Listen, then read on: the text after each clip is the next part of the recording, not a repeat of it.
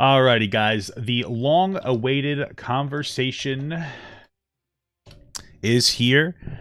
It is, I almost said Darman, because we just covered Darman. Destiny versus JustPearlyThings.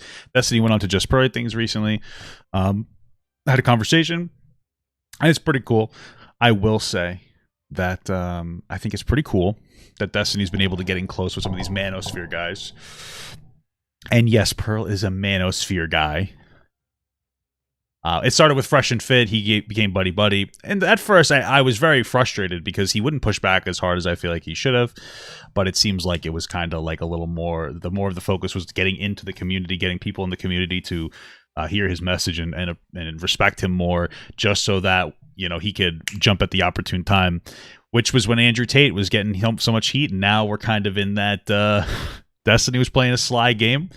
You know, you really, as much as sometimes it could be frustrating, you know, when he doesn't push back, in my opinion, enough. At the end of the day, you can't really argue with the man's results.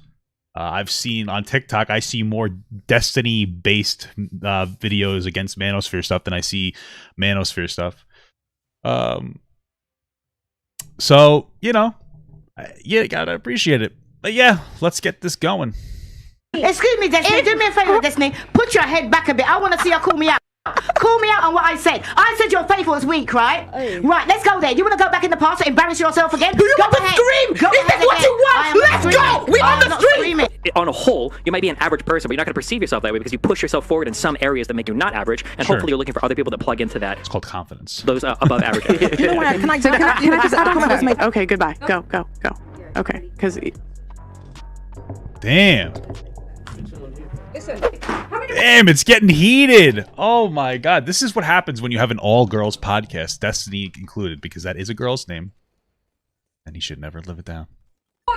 Oh my god, get out. Get out. Jesus. Get the fuck out of my apartment. Dude, this is awesome.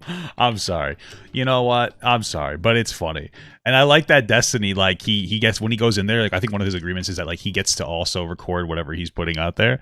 So, like, all this is kind of immortalized. Oh, my build path didn't work. I'm going to lose. Get out. Oh my god. Oh my god. Oh my god. Wow. Okay, hold on. Can I just, for my own safety? What's For a man's my own place? safety. A man's place is to look after me, make sure he's got my best interests at heart, and he has to make the final decision, which improves both of us. His final decision will always be... Yeah, no, you think that's, for her, that's perfectly fine if that's how she likes it. I think that, like, there's most of that's true too, but, like, I just prefer, I take care of my wife take care of me, and we mutually make decisions. And there's some decisions that she does like to leave to me, but in my benefit. So when he's not there to look after you, who's looking after you? I make sure... I poop. I've got a man. So any decision I make, even me, for me being on the podcast... She doesn't have a man? I wouldn't be here if it wasn't for him. Oh, she doesn't. Because before I decided to come on the podcast, I asked his permission. People might think that's really strange. I asked... That's weird. I wonder what she means by that. Because, like, my wife and I would ask permission for stuff like that, too. Because it's, like, a business decision. But would that go both ways? Like, if my wife was like, I think I want to, you know, go on a podcast, and she asked me, it would be, like, the same thing as if I wanted to do a podcast, so I asked her, I guess? Okay. But I feel like it's probably more of a controlling aspect there. But... I said, what is your permission? What do you think about it? Okay. This is what I'm going to do. Like to live, and there's certain things he didn't like. You. So I told Pearl, you know what? I can't do this. I can't do that. I can't do whatever. Like, what is it that they wanted you to do? Like some kind of like nude scene? Like, what the fuck? And then we came to a conclusion. But the final decision is always his. And I trust him with it because he'll always have my best interests at heart. Okay. I'm a trained mechanic. And maybe that's because you've got a good man. Yeah. Wait, fair enough. hold on. Even if you have a good man, that sounds ridiculous. Yeah, maybe because It does sound a little ridiculous, but like my thing is like, okay, if that's what you want, you know. I can't do what you just said. I can't. Yeah. Because that's you putting all the trust. That's a lot. That is ridiculous. Like, listen, if you're happy with that, God bless you, but that's a lot. Like, me personally, like, again, there's decisions that I'll make and my wife wants me to make decisions and whatnot. But I feel like that's the type of scenario that could very easily open up to a lack of respect. But because why would you need permit? Like, there might be boundaries within the relationship. So, for instance, like, I don't want you to do like a Pearl like strip show dance thing with like male strippers. Like, I can understand that because that's like boundaries of the relationship. But in terms of like, I need your permission to do a show because I like if your boyfriend or husband or whatever, if he's not like in this world, you probably know better than he does. Like, what's better for you? I'd imagine. But the thing is, we're both not in this world. We both don't know about social media. He didn't, and it's blown up. Well, but you're in this world now, right? Right. Yeah, see that's a reasonable reason for her to ask permission from him. But it would also be like if he wanted to do a show, should ask permission of her. Like because it's social media, it's like we're older, we don't need the money. Let's say, like I don't know if I want you to do a social media thing because it could be so stressful. Because it can be. So I can understand that. It's really the question of does it go both ways? Yeah, but I still had his permission, so there might be certain things that have developed since me being on the podcast that he doesn't agree with. So I will cut them back. At heart? I mean, if you pick a good guy, I mean, He's a good guy. Yeah. But Sure. imagine if he didn't have a good guy. So Yeah, all this the is women what I'm that are trying to trapped say. in abusive Well, and also you never know if you have a good guy relationships, until you don't. And can Yeah, I it's just true. say, believe that. don't you know yourself better than A lot of people will cope pretty hard. They're like, no, he's a good man. He's a good man, but then all it takes is for him to beat you or something. You know what I mean? All of a sudden, he's not a good man. And some people will just like overly justify bad things. You know, you see it all the time. anyone? No, not necessarily, because I'm human. I got bad things and I got good things. I'm just as Sure. bad as anybody else, and I will always take other people's opinions. And then when he says stuff, I don't always take it as hard as Pearl knows, because thanks to Pearl, you know, I sorted out a few problems where I've had to like, you know, stop like being stubborn. But you've given another before- human sorry, can I authority take over your before- decision making in life. Sorry, can You've I given just someone can I else add that something? power. I think it's fine that that's how she operates her relationship, as long as she doesn't think that as long as we're not trying to force it onto everybody, which may be something that she's trying to do. Auntie, what you said is the exact same situation with me. I have a fiance and I would not come up here unless I've spoken to him about it and he's absolutely agreed with it. So the only reason why I'm sitting here is because my fiance doesn't have a problem with me sitting here. But can I ask you something, right? Okay. When you go out on the street, which a lot of people don't recognize, when you go out and you dress and you speak, who do you represent when you go out? As a woman in a relationship. Your man. As a person in a relationship, your partner, all the time. That's why we wear wedding rings. Not even kidding. Like, what are you talking about? See, that's the problem. It's like, do you put the standard? You're always representing your part. The way that they're talking about it suggests to me that they're an item for their partner. Whereas, like, I represent my wife and she represents me. We go out because we're mutually like respectful of each other and we are a singular unit. But when it's like, yeah, a woman represents her man when she goes out, but if you don't think that the opposite is true, then you're just treating a woman like an object in that context. Your husband. Right. Same So way he when you're at school and you're in uniform, you represent the school. Yep. When you go out as a child, you represent your parents. Yeah, see, like, and then when you go out, you represent your man. It's like, but those are all like childish roles. You're representing a school, like where you're owned, where like you're subservient to the other entity. Like that's just a disrespectful way to talk about women. If you have a man, you Oh my represent God. your man. You're a couple. So people are going to know that Okay. if he sees you on a podcast and you're doing God knows what, you're going to represent him. People are going to know that's so-and-so's woman. So you have to listen to him. You don't he doesn't tell me what to do, but I have to take his feelings into account. Well, wait. See, that makes sense. That's a normal relationship. Maybe she's just expressing it like dog shit because it sounds like she's basically saying that like she is beholden to her man, but her man is not beholden to her. So maybe she's just bad at communication. But Do you you flip That's that? Do you flip fine. that and to say, does he represent you as well when he's doing stuff? Of course. Yeah, of course. Well, then Okay. do you have authority over him to give him permission to do stuff or not? Yeah, certain Yeah, things. he won't do anything. No, we but discuss feminists will do that. everything. Yeah. It Feminists- works Okay. both ways. But you said And yeah, but why are you expressing it in a way that sounds like a woman is subservient to a man then? Because like that's how it sounds. But when if it goes both ways, then who cares? Then like yeah, that's equal. you have your But he has the place. final decision. It's not equal. You said He you has have the your place. final decision. Guys, we need Okay, one at a okay, time. you- You finish your point. and Yeah, then he has the you- final decision. If he's going to do something and he says, "Oh, I'm going to do that," and I'm like, "Do you know what? I don't agree with that," because it's been so long, 32 years and counting. Because it's been so long, he will know that there must be a reason behind it that I don't agree with him. Okay. Now he will either listen to me as I would do him, because I don't have to take everything he says as gospel. It's up to me whether to take it or not. You're And basing 9 it on times out of 10, 32 years. I will listen to him rather than listen to my Right. friends. But look, what Because about us? women What will about finally most of listen us? to their friends. What about most of us that haven't had 32 years? And so why are you saying that I've been with my man 2 years and I must, what he says goes? This is what my struggle is. What I'm trying to say is You've that been able to build that trust. You You've need- been able to know that he's got your best interest at heart. Yeah. You've been able to know that he has your right intentions. But most of us haven't had 32 years to practice all that. Do you know So something? I can't adopt your position. Can I say something? Do you know something, right? Yeah. You as a woman would know within the first 6 months whether say that man is for you. I can't say that. I Because married a man I would know. didn't end up being a single man. Me personally, I would know. I was a single parent, just like you. I was a single parent. And we split up. But when I met him back, he was a single parent. Okay. That's So nice. I know that anything he says, if it jars in my heart, I have to think to myself, you know what, that don't feel right. Let me discuss. I feel like as you get older, it becomes easier to tell if the person you're with is like your person very soon into the relationship. But young people, it takes a long time to understand that. It takes a long time to like really build these relationships. it.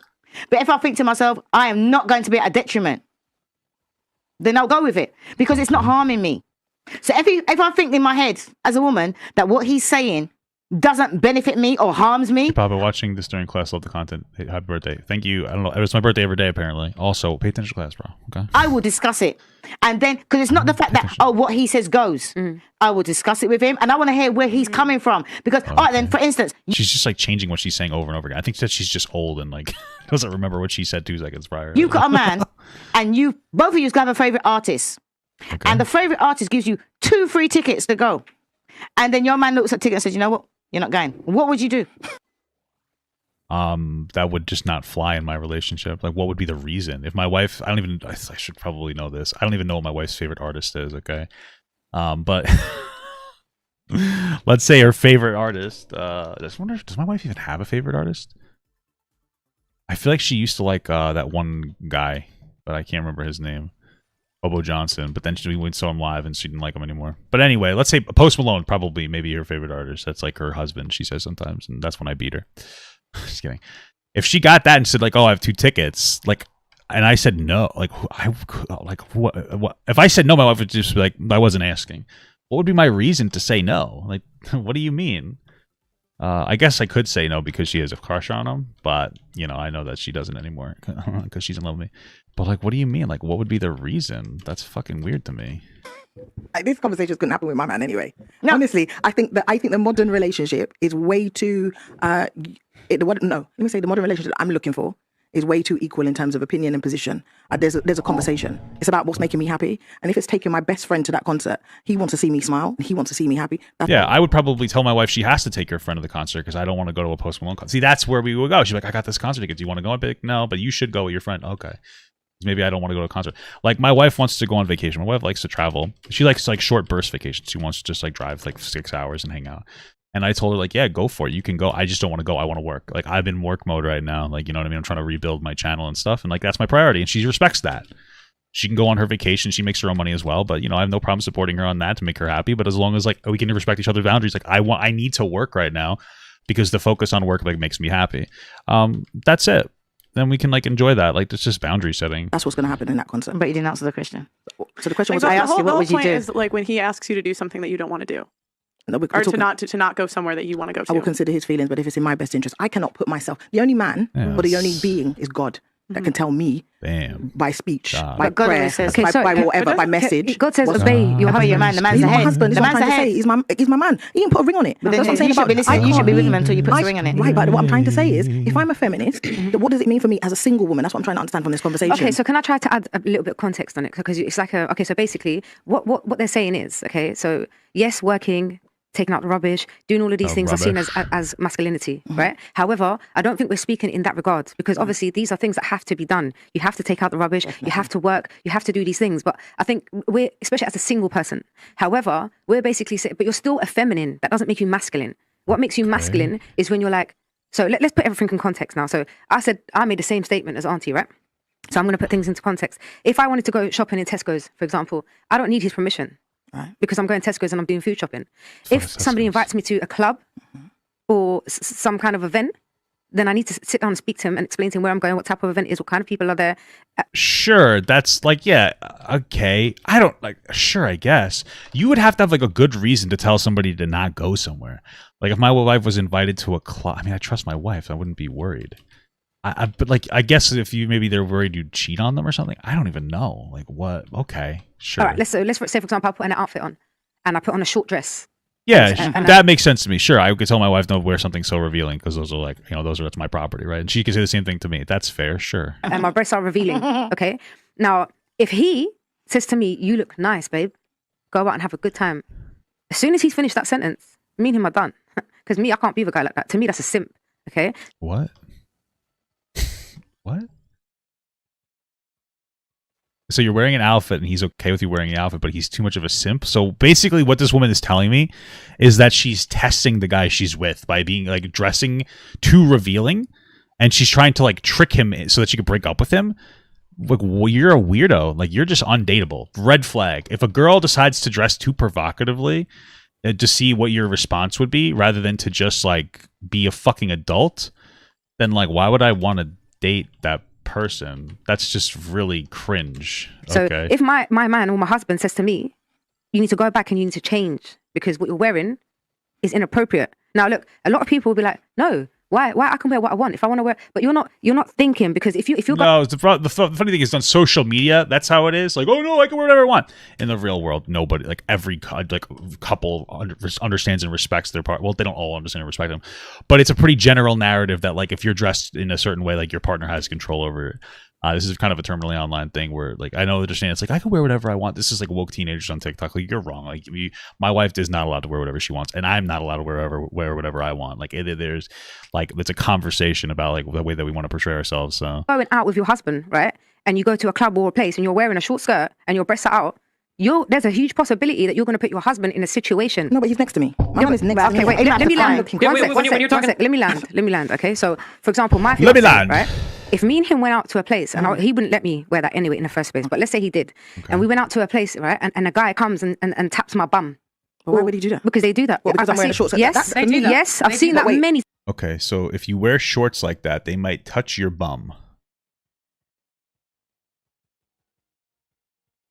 Is that what we're saying?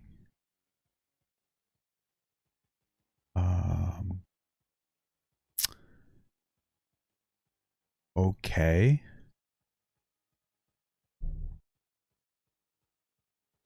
That's just like sexual harassment. Like, I don't know how to even deal with that. That's a reason why I wouldn't want to go to a club. Are you saying that girls, I mean, maybe I just don't understand clubs. Girls will dress up very sexually provocatively so that men will sexually assault them or something? Like, is that how fucking clubs work? Like, what the fuck? I know hookup culture decently, but I do not understand club culture. Holy fuck. Is that like a normal thing that girls will just like dress like that and like, oh, I want this guy to fucking molest me in public? What is this, like a fucking Japanese train anime porn? What the fuck is happening? Is this real? Wow. Okay. That's incredible. Times. But you can also do that in jeans too, right?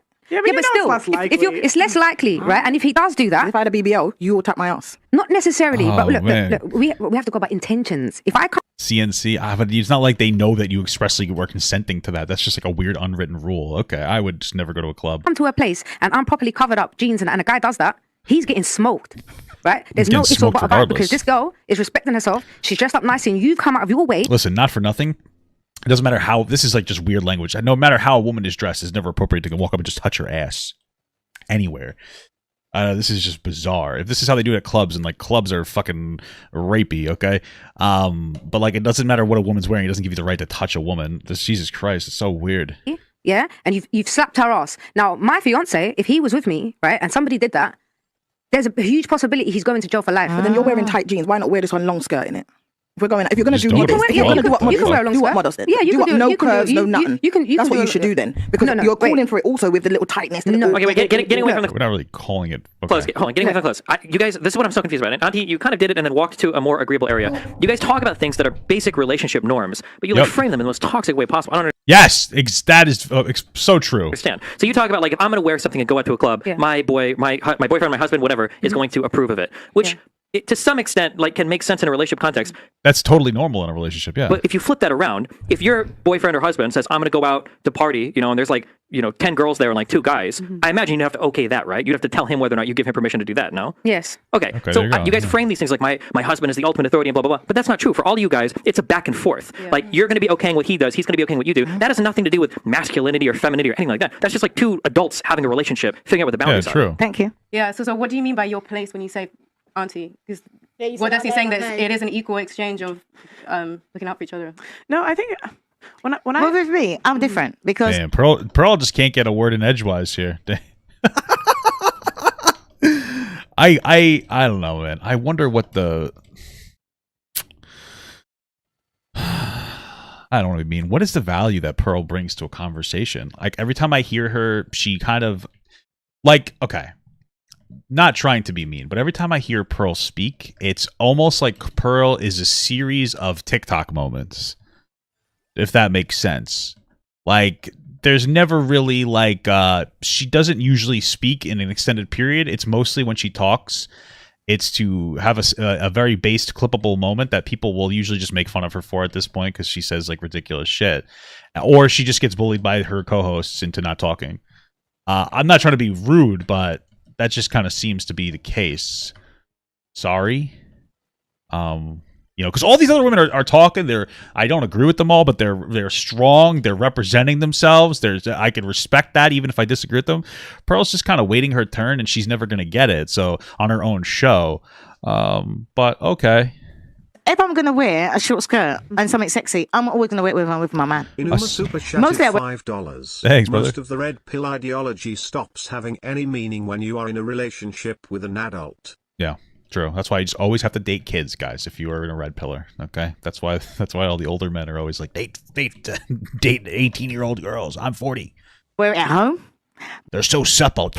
But if I want to go out and I say to him, "What do you think about this?" And do you know what? I don't know. What Destiny? That was a loud swallow. What the fuck? What we've been saying is just normal respect for each other. Mm-hmm. Sure. It's just that like you guys portray it as if like you like the guy has like the supreme control over you, which is just kind of like weird the way that you frame it. It almost feels intentional. And I respect him and his decisions and his opinions, and he will respect mine. Maybe if I'm being really charitable, it all boils down to these women understanding that their men, especially older men who are living like maybe a little bit more of a toxic time, need to feel in control even when they're not. Okay. And you want to know what? My wife does a really good job at that. My wife does a very good job at making me feel like I'm in control, even when we equally make our decisions. You know what I mean? And I think that like a good woman, and you don't have to do this, but for me, a good woman or a compatible woman for me is a woman who makes me feel like a man. Like my wife is very good at that. My wife's very good at not belittling me or emasculating me. And maybe that's what it is. Maybe that's part of what they're speaking to, this idea where it's like, you know, they ask like, yeah, you know, oh, I want to go here. Can I go here? And they know the guy's going to say yes, but they give him that like authority to feel. And by the way, I respect that. You know what I mean? It's okay if you can gaslight me a little bit. Right? You know what I mean? I can appreciate that. Maybe that's what they're doing. I can respect that. If that's what they're doing, I get that, because I think that you know, sometimes you got to play to that a little bit. It's like the same thing when like my wife is like, oh, babe, I can't fix something because she just doesn't want to do it. So I get up and I fix like the dishwasher, even though it's something small, or I kill a spider, or I do a light bulb, or I do this. Or maybe some of it's just that like men like to feel like they are in control, and women just like to feel pampered sometimes, even when they can do it for themselves. But it's just like this kind of almost spiritual way that they interact. I mean, that I could appreciate that. I could understand that if it's that. Okay. So it's not like I'm blindly following where he wants to go, because if he wanted to go somewhere or talk to certain people, I've said to him in the past, you know what? I don't like your friends. And as a man, I will say, you know, I'm not going to say don't go out with him. I'm saying this, watch out for this. This is what I've spotted. This, and this. And I'll let him go ahead. And eventually he will know, you know what? You were right. So it's just about respect. But I find that these modern people now, they don't have the basic respect for each other in the 100. relationship. So what happens in 100. like lesbian relationships then? I don't know. I don't know. It's like an outlier. Like I don't care about lesbian or gay relationships. Like I in the context of like the general conversation, I don't really think it's that super relevant. I feel like there's always going to be a masculine, feminine figure. You know, get a gay guy or a gay girl on to talk about that. This is not, you know what I mean? Like I'm talking about the generalities of just mutual respect in you know, relationship. But well, again, like I think to be clear, everything that was it doesn't have to be a man all the time. It's like no. Sometimes it's reversed, but at some point, like you have to trust someone's leadership. That it's going to depend on the domain. Thanks for the based intake there, bro. That you guys are experts in, right? So you said you were a mechanic, Thank you. right? Yeah. So I'm guessing that traditionally men are going to have the say over the car because men tend to know. But I'm guessing you probably know more than your husband does, right? If he comes back with a 50-pound bill for blinker fluid, you're probably going to But you know, you're probably going to make fun of him, right? but you know something, right? Mhm. As Pearl knows, and as you most probably know, yes, I'm a mechanic. But Okay. he's more stable-minded than me. And as you know from the shit car that I picked you up in, right? Because Did she pick him up in a car? I must have been having a blind, non-mechanic, feminine moment where I just went in and asked for the cheapest car with 4 doors, and you saw it. The car's a piece of shit. It's for somebody single. Nothing wrong with a piece of shit car, honestly. You know, probably better off sometimes. My wife's car is like her grandfather's old car. It's not a piece of shit. It's just old, but it's very reliable. So It's not for someone that's got 3 grandchildren, because 3 grandchildren mean fills a car. But whereas he hasn't seen the car yet because I didn't discuss it with him, and he's going to look at me and say, why did you get that car? Yes, I could take it back, but I've decided to punish myself for being such a stupid woman and choosing what? This is just weird. such a stupid car when I was feeling in my most feminine moment. All right, this woman just hates herself at this point. I don't even know what the fuck she's on about at this point. Like, what the fuck are you saying? So yeah, I feel like a car buying thing is just like a man and a woman should be getting together, or if your partner should be like doing that decision together. Like, that's how I wanted to buy a car last year, and my wife and I decided not to. Because like we wanted to like, you know, save it to build a family and deal with that shit. That, you know, we didn't need a car. I just feel like you should be. And if we went and bought a car, like my wife and I would shop which ones we like together, and then I'd probably be the one that does like the negotiating with the fucking annoying people. But okay, I can do that. But whereas, even though I'm a trained mechanic, and then my nails, and there's certain things that he will do in the no, I won't say that. Most of the things he will do, I always say your brake light needs doing, but he expects me to do the brake light because I'm trained to do just the brake light. I'm just saying that in every relationship. Oh, she's not like really a mechanic. She's like a very minimal mechanic. Like she could do like brake lights and shit. Is that what she's saying? Oh. Both sides are going to know more things than the other side. But like, so there are going to be some things where the husband is going to have like the grand authority, but not because he's the man, but just because that's the stuff that he knows about. Yeah, I guess so. Like in my relationship with my wife, like she has the authority over like what she wants to do, like decorating the house, like not because she's a woman, but like because she likes that shit, which is probably because she's a woman, but you know what I mean. But it's you know, it's just she likes doing that, so she has the control over that thing. It's like the authority because she knows about. You know, I agree with you, but the last decision. I feel like sometimes we just overthink the fuck out of relationships. It's really not that deep, you know. You see, with me, we would discuss discuss stuff, and I will say this, and he will say that, and then I might be right, and he'll say, "You know what? Go with you," or he might be right, and I'll say, "Go with you." But if we come to a stalemate.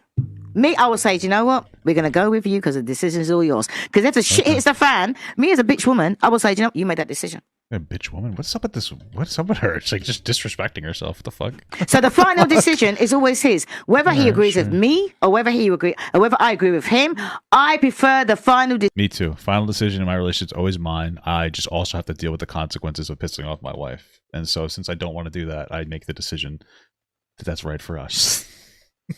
Decision to be his because he has to deal with it.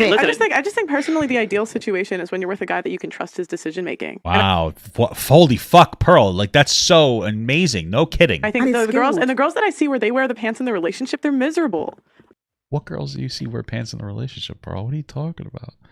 What do you mean? I don't know. This is so weird. Oh my God, they're miserable. It just depends on the thing. Like there are plenty of women where guys wear the pants and they're miserable too. There are lots of all the time. That's why feminism became a thing, because women were miserable being under the fucking leadership of a man. People in miserable relationships. Does it happen both ways? Sure, at times. I've just seen. I think that when women wear. Can we just acknowledge that the person with the least relationship experience is talking right now? And that is Pearl. The pants, they're miserable. Yeah, Can I just say, why does someone have to wear the pants? Why can't we because make decisions together? Why can't we make decisions together? Like and Pearl's getting upset. You can hear it. He said, if you have more expertise in that field, say okay. Like if I'm trying to make a decision with my man now, I know about properties, right? Say he doesn't know anything about properties. I'm gonna be like, oh babe, because I bought a property, this is what I'm gonna tell you. And because he's probably like, men know more about cars. I don't know about cars. I don't know cars. I don't have a dad. I will never tell my man anything about cars because I assume because men seem to know more about. Yeah, it's one of those things where like I think that men tend to gravitate in one direction, women gravitate in another direction. They have interest in things, and then they usually whether it's biological or socialized, I don't know. And then they just become like the masters of that thing. Like I said, my wife likes to decorate. My wife takes care of like decorating and shit like that. You know what I mean? Like we just have different things that we'll take care of differently based on like what we like. That's kind of what it comes down to. Cars, and if he has a nice car, he's been driving for a long time. I'm gonna think, you know what? That's his field. Why does it have to be someone wear the pants? Do you know something, right? Yeah. That's what women fail to understand. When they hear about a submissive woman, do I look like a woman that just does what her man says? No. I'm gonna take, for instance, you. My man is a saver. Okay. I like to invest in property. He has got more money in the bank than me. I have got more properties than him. Okay. And even when it comes to getting properties, he was a saver. He was like, no, we need to save money, whatever. And I was like, this is what I think. You know what he said? Go with it. You know what? I was right. It doesn't make a difference. Okay. Because he made the final decision. Because a selfish man, a man that just wants to feel all full of himself, will just go with what he wants. And we're not talking about the lady in the red coat. I'm sorry. We're not talking about that. We're talking about where you've got a man that leads, and a proper man. When you've got a man that you can trust, he will take into account what you said. He will take into account what he says, and he will weigh up the pros and cons, and he will come out with the best decision for you. I agree with that. I just think it's good to also understand that should be going both ways, right? That's it. Whether it means you side with him or whether it means it sides with you. And if he's not sure, he will either say, you know what? If he's a stubborn, big-headed, bullish man, he will say, you know what? My Bullish name man. rules, so I'm going to go. No. Oi, he's a kilometer. Like, you know what I mean? These words are fucking weird. Bullish? What? I was talking about buying a property. My man didn't agree with me. And I explained, you know what? This. But it seemed like an impossibility to him in his mind as a natural saver. But he was like, do you know what? Go for it. Now we've got the properties. He's got the money. I haven't got no money. If I need money, I'll go to him. But on paper, I've got more money. Okay. But in reality, he's got more cash. So you just don't go with a man just because. He's got more quid. Because a lot of women think that, Right? I Is that might a know thing? more about this, but he's a man. Quaaludes? Is that money? No, that's a date rape joke. As he has to make the final decision. That's like a respect. If a man respects you, he will take into account your decisions, your research, your qualifications before he makes the final decision. Yeah, I think that's what Destiny said, but he said it in like a tenth of the time. And if But a yeah, man for sure. is going to go with all your knowledge, all your experience, all your decision making, and what you've been doing for a lifetime and go against it, But don't you think he's he's not the talking right about? man. You don't Yeah, right. So then you would say, hey, you're wrong. And you would stand up for yourself as a woman if you feel like you made the right decision, right? Is that the whole goal? But sure, okay. you think you're talking about skills in a man that is a man that has lived, a man that's matured, a man that's had relationships. The way that they talk about men is exhausting. Like, fuck. Now I understand why men are feeling so fucked up. Like, these women are like, yeah, it's his decision. He needs to make the final decision, and I will always respect it. But then if I don't, I'm going to leave him. It's like, that's what I'm hearing from them. It's like, God damn it. Men get really stuffed up the ass here. Fuck. God damn it. Yeah. If you make a mistake as a woman, okay, it's okay. But if a guy makes that's his responsibility. He was supposed to lead you away from the mistake. But if the guy makes the responsibility, he's a worthless man. I don't know. That's just the energy I'm getting here. It almost scares. Now I can understand why the men in the manosphere are so like shaking. Like, fuck. Relationships, learn about himself and others. We're talking about men in their 20s and 30s that have yet to become. Exactly, and I think So we Become. cannot have the Yes, same become. attitude at all. You're talking generationally completely different. I think The it's- value I think base is it's so- completely I think it's a different. level The that- way that they I are mean, like, raised you are know, different.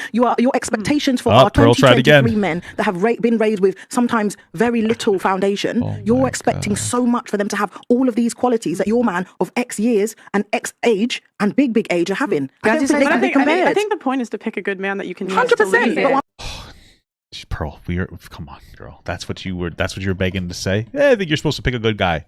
Wow. Welcome to kindergarten. Like, no shit. I'm talking about we're here now. We're here trying to find this good man. Lord. But in the Mecca, we're like, oh no, the nonsense Do you is know happening. what? I don't At what know. point- listen, Yeah, but do women want good men is the Hold question. on. I've been listening to, like, I haven't even said Oh, there's a guy there. Fuck. nothing for ages. Yeah, like at the end of the day, it comes down to who you pick. Yeah. 100%. It comes down to who you pick. So you can say all of this. Oh yeah. Oh, we're trying to find these good men. At what age are you trying to find these good men? And where Can I just are say you trying to something? find Can I them as just say well? something, Riches? Yeah. True. Where are you Right. trying to find him? You're saying about picking.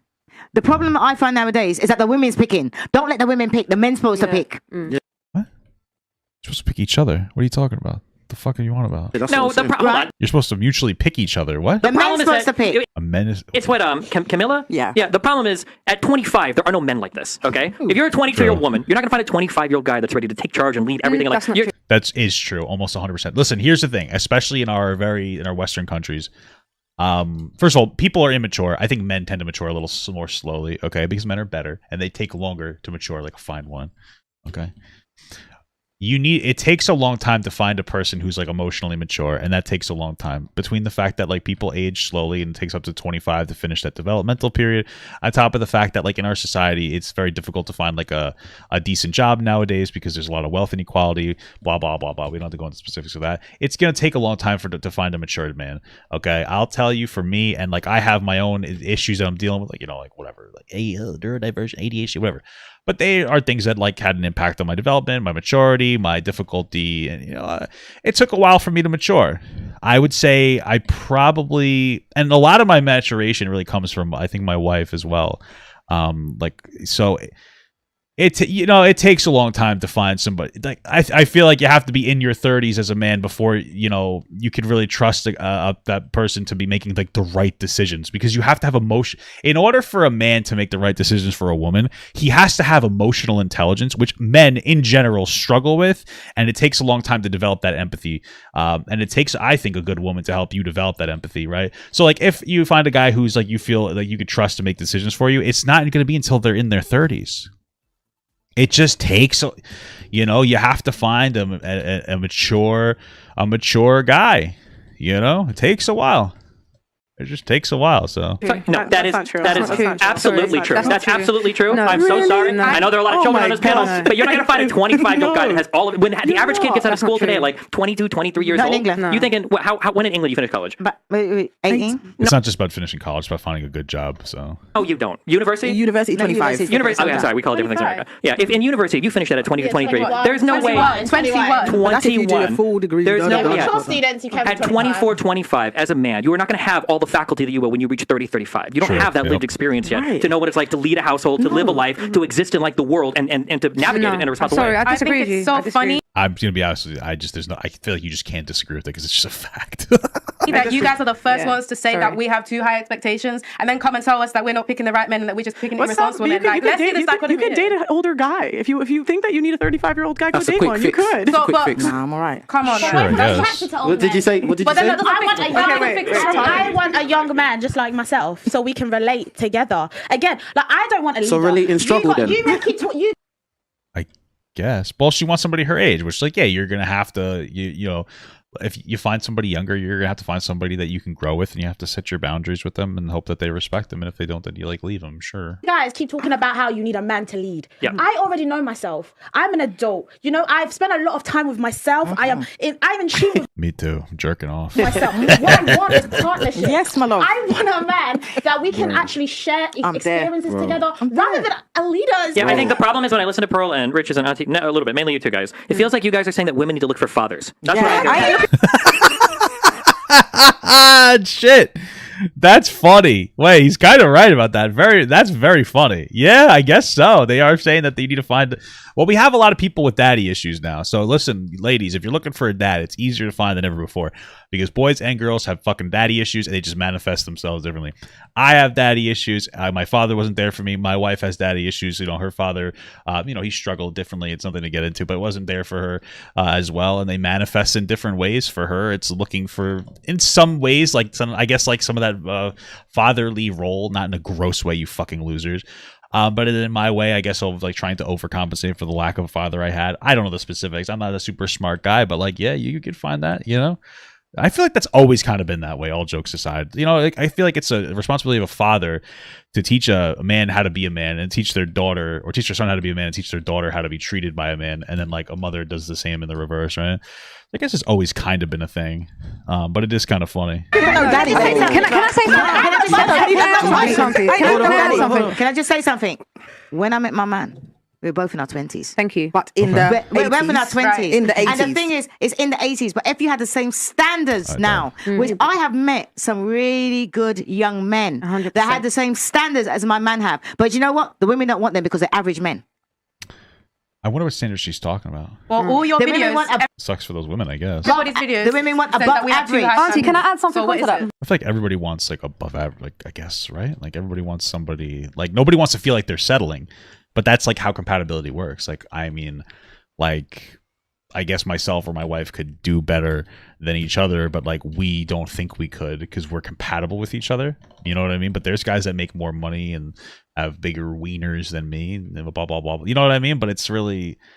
That's what compatibility means, is finding somebody that's like perfect for you, right? The women want above. When I met my man, I was average. He was average. He was sexy as hell, and all the young girls wanted him. Do you know what I mean? But Yeah, see, like, yeah, that's because he was like compatible for you. You thought he was really sexy. Like that, my wife thinks I'm really sexy. I think my wife is sexy too.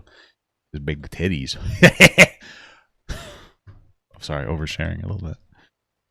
Right, but it's not like set. Like it's about finding somebody that like you're compatible with. we're both average people, and he was always sensible from But you're saying like I young. need to settle. Why can't I want amazing? No, Why do I not but deserve this is the thing. This is the thing. Why do I not? Yeah, you should want like high standards for yourself, you know. And then if you can't get it, of course, you're gonna have to lower your standards. But having high standards for yourself doesn't mean it's above the standards that you should be able to get. It just means like that's like good for you, right? Amazing. Hold on. Like, obviously, if you're like a fucking 500-pound man or a 500-pound woman looking for like a fucking bodybuilder in the opposite direction, like, you're obviously fucking deluded. But if you just want somebody that treats you really well, you know what I mean? There's nothing wrong with that. Want what you want, but can you get it? Is can I the tell you question. something, right? My man is amazing. He's always been amazing. He was amazing when I'm older than him.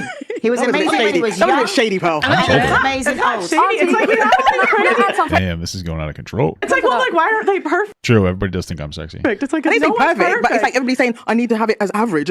Why? I ain't average. I am not average. I'm gonna let you know right now. What makes you not average? Yeah, you shouldn't think that you're average. Like, this is like more of like a philosophical thing. Like, to the world, I'm average.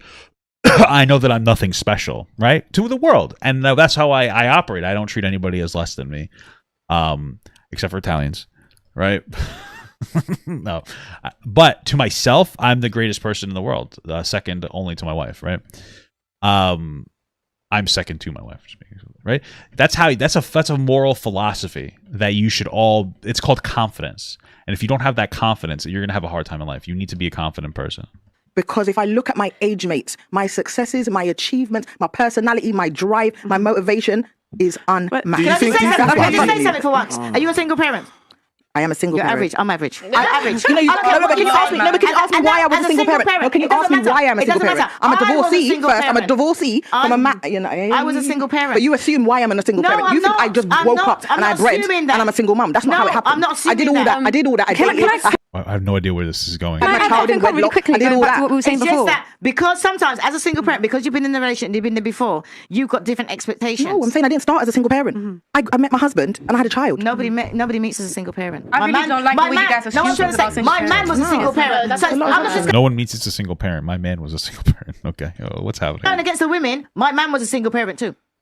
My man was also a single parent. So does that make her average because she's a single parent? Guys, why is average an insult? What is wrong with being I ain't here to be average. Guys, Can I add something on? Wait. There's how many people in here? 8? Most of us are average. Most people are average. Can I say something? Not me, baby.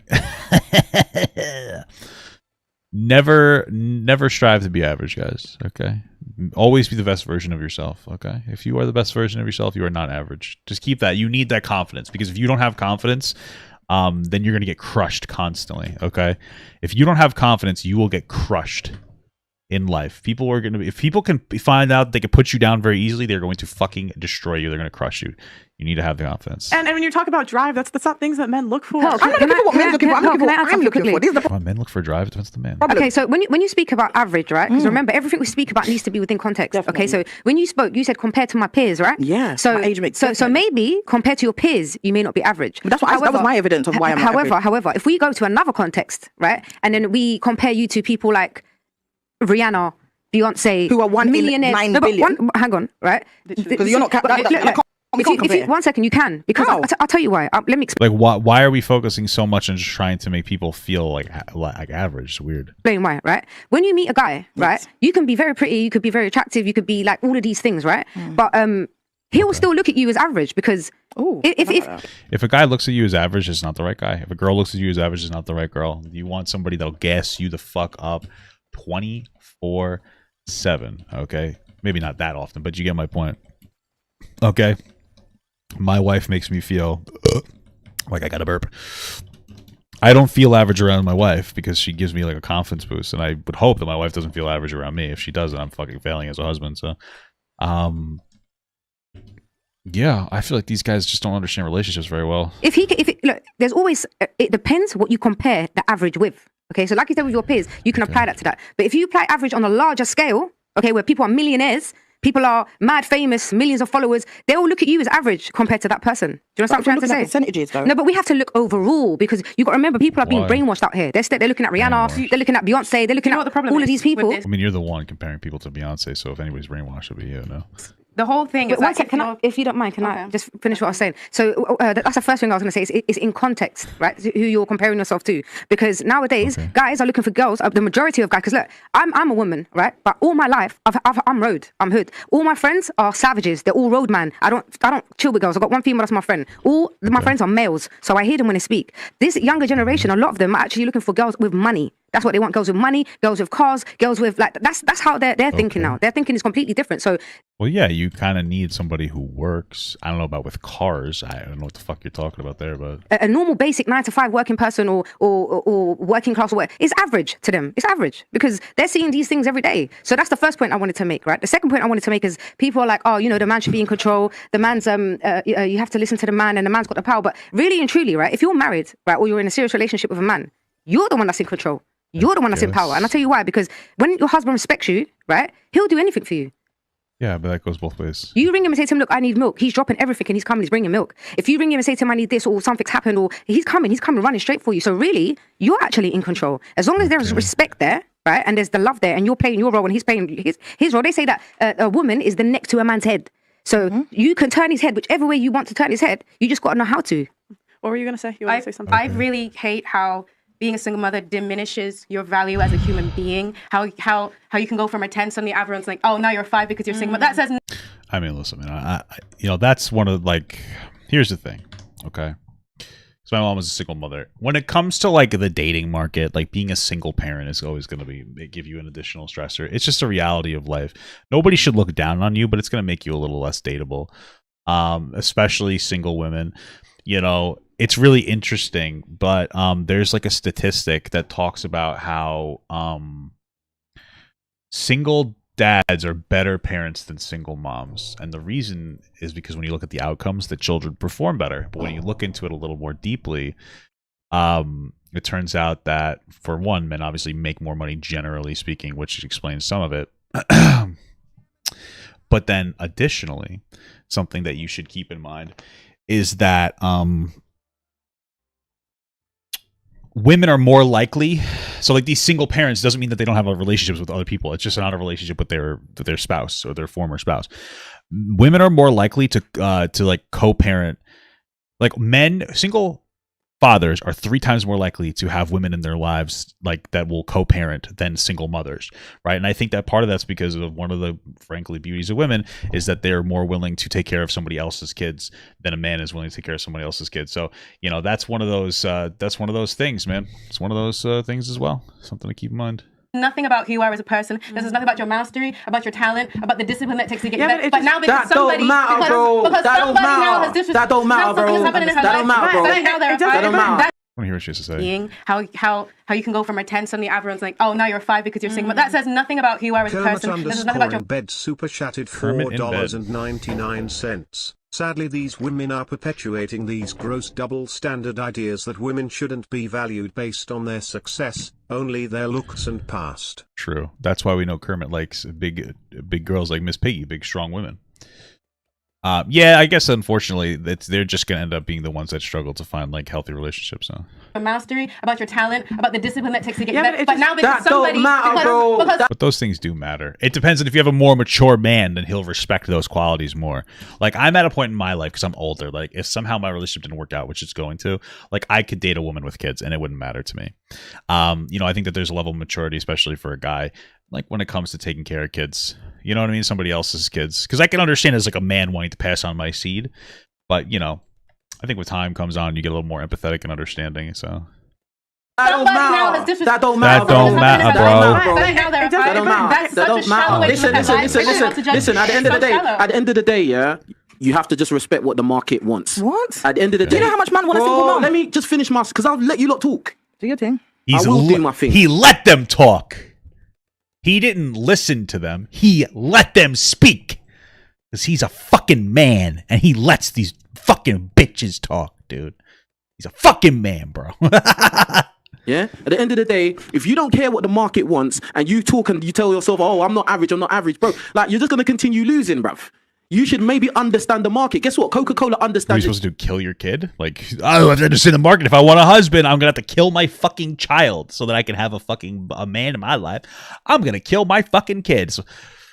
There's nothing wrong with there's nothing wrong with advocating for change while understanding that we're not at our change point, right? So it's yeah, I think that people in general should look at single parents as, more than a burden. But also we understand that a lot of people don't want to be in a place where they want to date somebody that's that guys are looking for women that have jobs and shit now. How didn't he just say that before? Does this guy even know how to talk?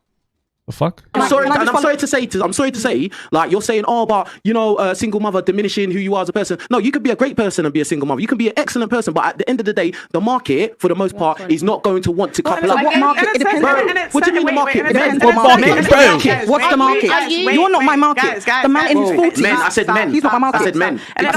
Guys, one conversation. Thank you. And it says something about your decision making if you become a single mother. Are you alright? She's so dumb, bro. Oh my god. I fucking can't. Like, she's just so stupid when she talks. I hate it. There's nothing of value. It says something to your decision making. Like, what does that mean? That you found the wrong person? It says something to both people's decision making. But like at the end of the day, like they may have made a wrong choice, or, and this happens a lot in younger people, is that they just grow apart.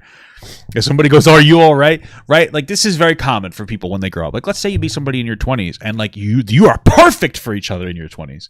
You're perfect. You're amazing. You guys are on course. But then life starts to change you and different experiences drive you in different directions. It's it, maybe you guys both meet and you both love video games and, you're both working and going to college. But then one person's going for college for like a mental health thing. And then maybe the other person's going to college for like a computer science thing. And then you go into your separate courses and then your interests start to change because you're growing up and you're starting to meet people in those areas. And the person in the mental health field becomes very emotionally intelligent and they start gravitating towards that. But then the person in the other field becomes like very, I guess you say, logical in certain senses. And they have different frames of thought that aren't necessarily compatible anymore. And so they're not clicking on the same vibe, right? And then all of a sudden, like that, those things happen. Right. And I feel like they're generally kind of unpredictable. There's no way for you as a young person to understand these like incredible nuances without learning. It's unfortunate. Back in the day, things were simpler. Like, women couldn't work and men had to work. So it's like, you weren't really going to drift apart as much and you're kind of forced to stay together. Now things are complicated. That's all it is. It's idea. Oh, it's just something about your decision. It's like, well, you're just so dumb when you talk. I just hate it. Oh my god! I gotta hear the person say, "Are you all right?" It says something about your decision making if you become a single mother. Are you all right? She says, "Are you all right?" Oh my god, Pearl, you're taking L's every day. It's incredible. Holy fuck, are you all right? Do you know why I became a single mother? I'm cool for you. Don't know what I experienced. You don't know what I experienced as a married woman to make a choice to be a single mother. It's either you don't pick the right guys. Oh, it's something about your decision making. Maybe you don't pick the right guys. So abusive women. So what about the guys not picking the right girls? How come you don't put the decision making issue on the men? You know what I mean? Like, why only on the women? I mean, that's really the question. Jesus Christ. Lovely, amazing men that just decide to be physically abusive because I chose that. Yeah. Is that what you're saying? Say that again. So I chose to be a single divorcee because of an individual's choice to be violent. Is that what you're saying? It was your choice to get in a relationship with him. Oh, because... Bro, she literally just said that if you're a woman in a relationship that you're getting beaten by a man, then you made a bad decision. Oh my god. Bro, holy fuck. Oh my god. Dude, it doesn't matter if you're a man or a woman. Like you may face like a physical abuse. Like for men, it's much more violent towards women. But for women, I've had women hit me. It's like it doesn't hurt, but like that's why they feel like they can do it, and then you can't fight back because they're a fucking girl, right? So like imagine you're just somebody who is like, in a domestic abuse situation. You met somebody, they were amazing for years, and then they just start being fucking violent, and it's like that's your fault. Oh my god, she's so dumb, bro. Pearl absolutely has spoken 1% of the time. She has 1% airtime, and she has managed to be the single least intelligent person in this entire conversation. It's almost impressive how she's devastating her own credibility. I don't think that there's a man or a woman in the world or in the manosphere who would sit here and have this level of just insane perspective to blame a person, not a woman, a person that's getting abused in a relationship. Blame that on them. Like, oh, it's your fault because you made a bad decision. It's crazy. I don't know. Pearl is it's impressively bad. Because I did what it's like life turns out better if you take accountability for your choices. Sometimes what accountability are we pinning on the man? I disagree. The abusive man made her the single mother. So where is the accountability for him? An abusive man, he's wrong. I agree with you. But where do we take? So then why are you putting it on the girl? Like, you can't always anticipate an abusive partner. Like, it's not that simple. Like, you know. People are most abusive when they're angry, right? So, like, let's say you meet a guy and you're in a great situation, you're both making money, blah, blah, blah. Then all of a sudden one of you loses your job, you guys are financially struggling, and that guy doesn't know how, he never learned how to process his emotions well, so now he just starts beating you because he doesn't know how to process his anger. That's not your fault. Like, that's his fault for not learning that, and it's just horrible. And so what are you supposed to do? Just stay in the situation? Be like, I hope it gets better. Hope I can I wonder how many licks does it take to get this to the center of me before I'm dead? Like, no, you have to run away, especially if you have a kid, because then they might start hitting the fucking kid, dude. Bro, Pearl is insane.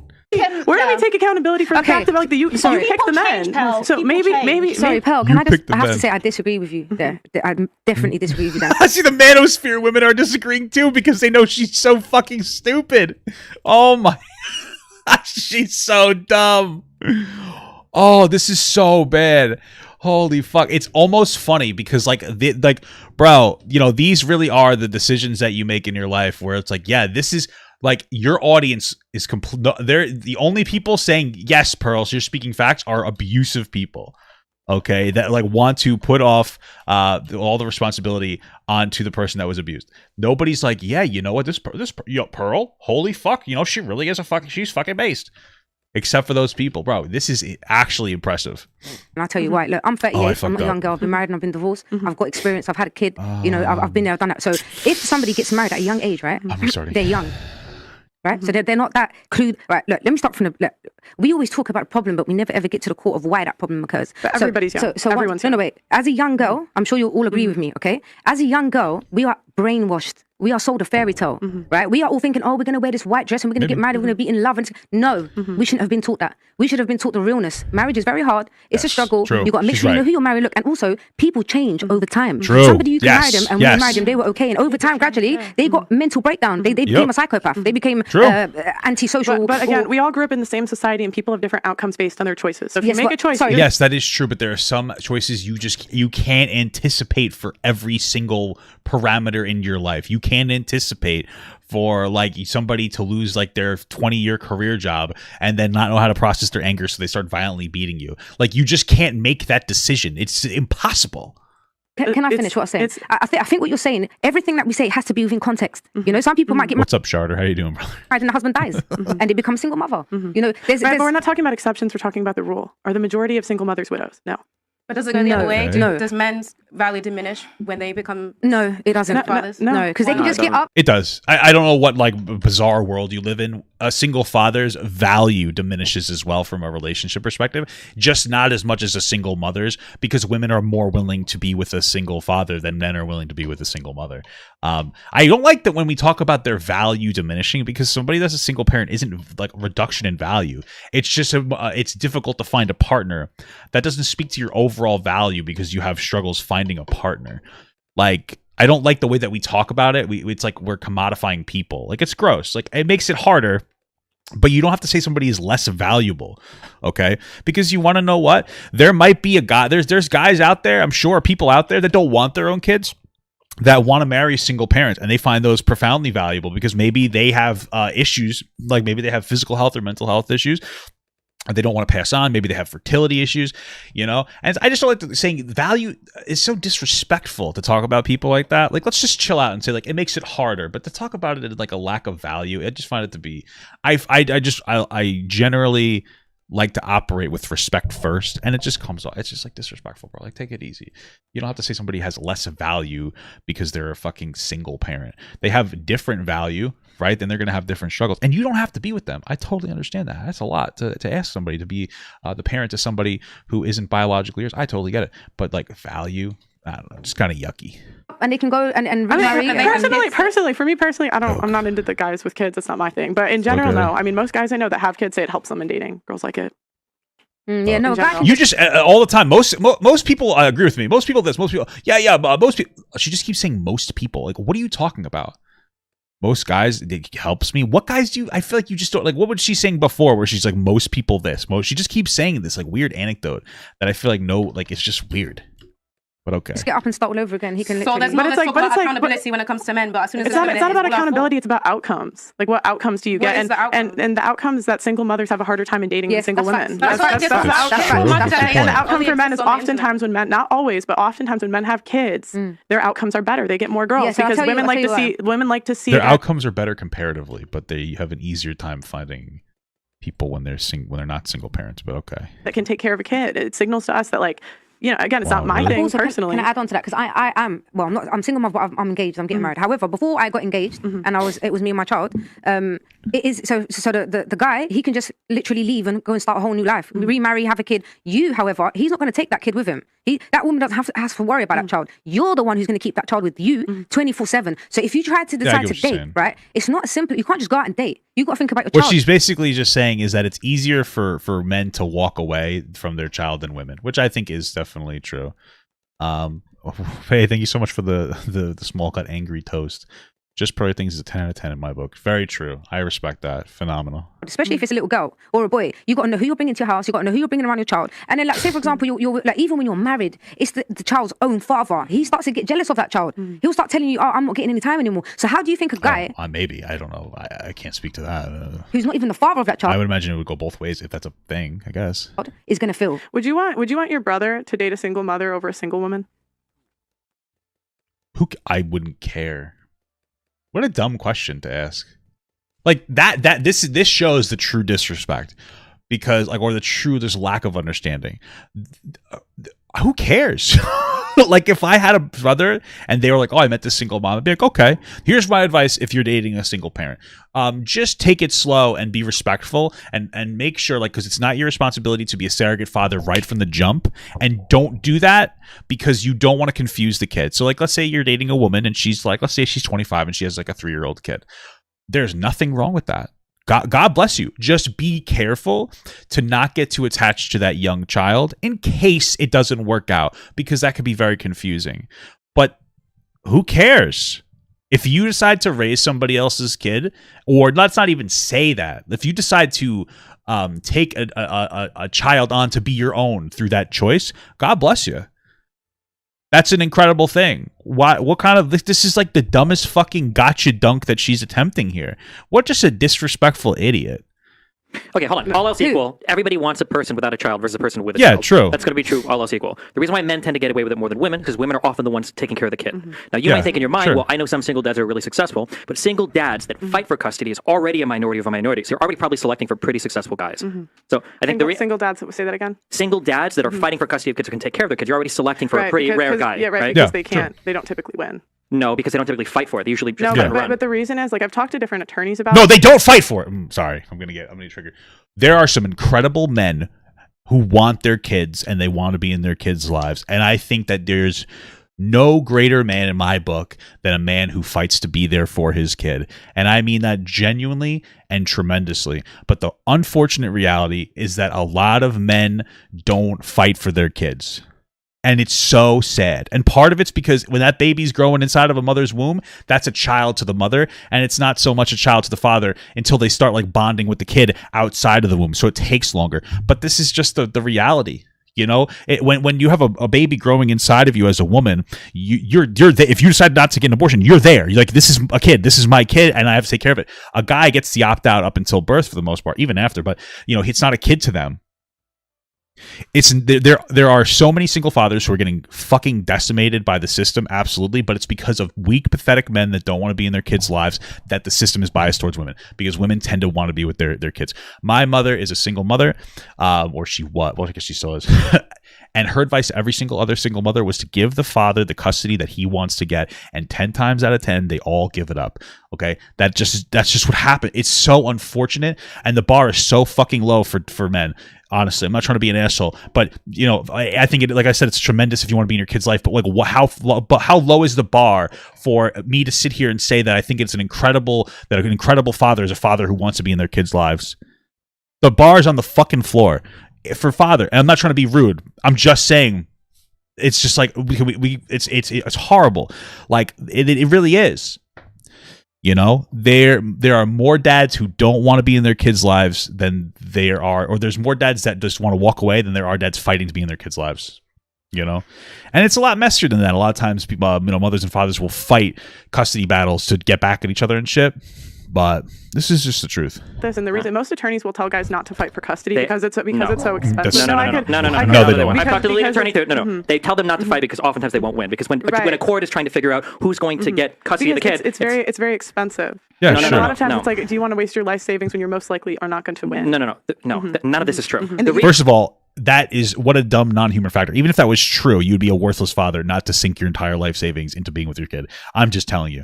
But most of the time they're going to be biased towards the mother. And part of that is because men don't fight. And part of that is because, I'm going to be honest with you. I think that a single mother I think if I had to choose a parent, and I would never want to, I think a kid would probably be better off with their mother than their father. I think that their kids should be off with both. But I just kind of feel like women are more... I think that women are better at raising kids than men generally. I don't even know how to express this because I would never want to choose. I feel like you need both. But if you had to choose one, I'd probably choose the mother more than the father. But I wouldn't want to have to choose. So there is a bias in the courts. Maybe I'm expressing a bias, but a lot of times these fathers don't even want their kids.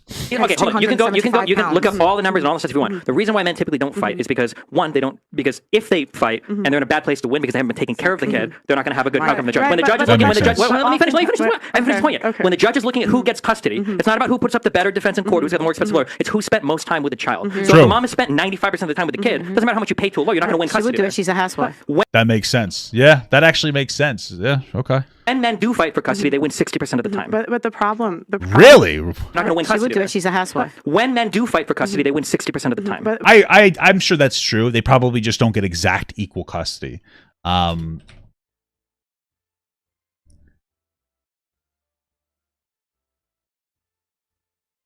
hope I can find that statistics. Nearly 60% of fathers who do not get custody speak to their child on the phone 4 times a month. I have to see if I can find that statistic. But the problem is, like, women can make it so the dad doesn't even see the kid and then go to court and then say whose fault is that? Wait, hold on. Wait, no, stop. Hold on. You just went on a whole spiel about take accountability for your decisions, blah, blah, blah. And now you're saying what? Is the mom playing hide and go seek with the kid? What do you take mean? accountability? What do you mean when you say the wife has made it so the husband can't take care of the kid? Well, you've never heard of cases where women don't let the dad see the kid. Hold on. I'm sure it exists, but earlier you said we were going to talk about exceptions. You want to talk about the rules. So don't give me the hide and go seek with the kid. It's more common than you think. That's you see how you being snaky there when you say that? It's more common than you think. How often do you think a mom is hiding the kid from the husband? Give me a percentage. What percentage? That's a good question. It is a good question. Because in the UK, if that be the case, and I work in the industry, it's 275 to get C101 application to go to the court for contact for your child. It isn't what it is in America. It's very easy. I can go out and do a bottle for 275. So I don't want to hear that excuse because I can go to court and police can turn up at my door if I go against that order. That's what I'm trying to say. So all this expensive thing. What is the most expensive? That's child custody. The most expensive thing is the most expensive thing is raising your child. The most expensive thing is taking care of the kid. Yes. Can I say something? I think Auntie's been wanting to talk. I've had my hand up for so long. Go ahead. Right? And I just want to say a few things. Okay. I was picked. I was in a relationship. It was abusive.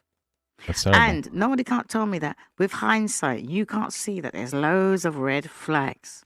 So when he asked me to marry him, and I said no. I think that there are some scenarios where you can see the red flags. But if you're with somebody that doesn't abuse you till like years after they get with you, it's hard to see those red flags. It's impossibly difficult to find those. If he was the last man on earth, I wouldn't marry you. I saved myself from getting married and getting stuck in a relationship. So yes, I was a single parent whose the child's dad asked me to marry him. And I thought about it and I thought, not on your life. And I actually said, if you were the last man on earth, I would marry you. That's the last thing I remembered. I was that cold on the floor. You know why? Because I couldn't imagine myself. My mum and dad were married. And I thought to myself, this guy picked me. I never picked him. This guy picked me. I fell in love, got into a relationship. It was abusive. And well, you said you didn't pick him, but you fell in love. I'm confused. I thought to myself, the last thing I need is to get married and tied to this man forever. So that's fair. It sounded like he had the warning signs of an abusive piece of shit, but I don't think that not everybody has those warning signs of being an abusive person. So if I knew that there were red flags. The only difference is that at least she's speaking from experience, whereas Pearl's just speaking in a way that's like, yeah, but women suck, you know.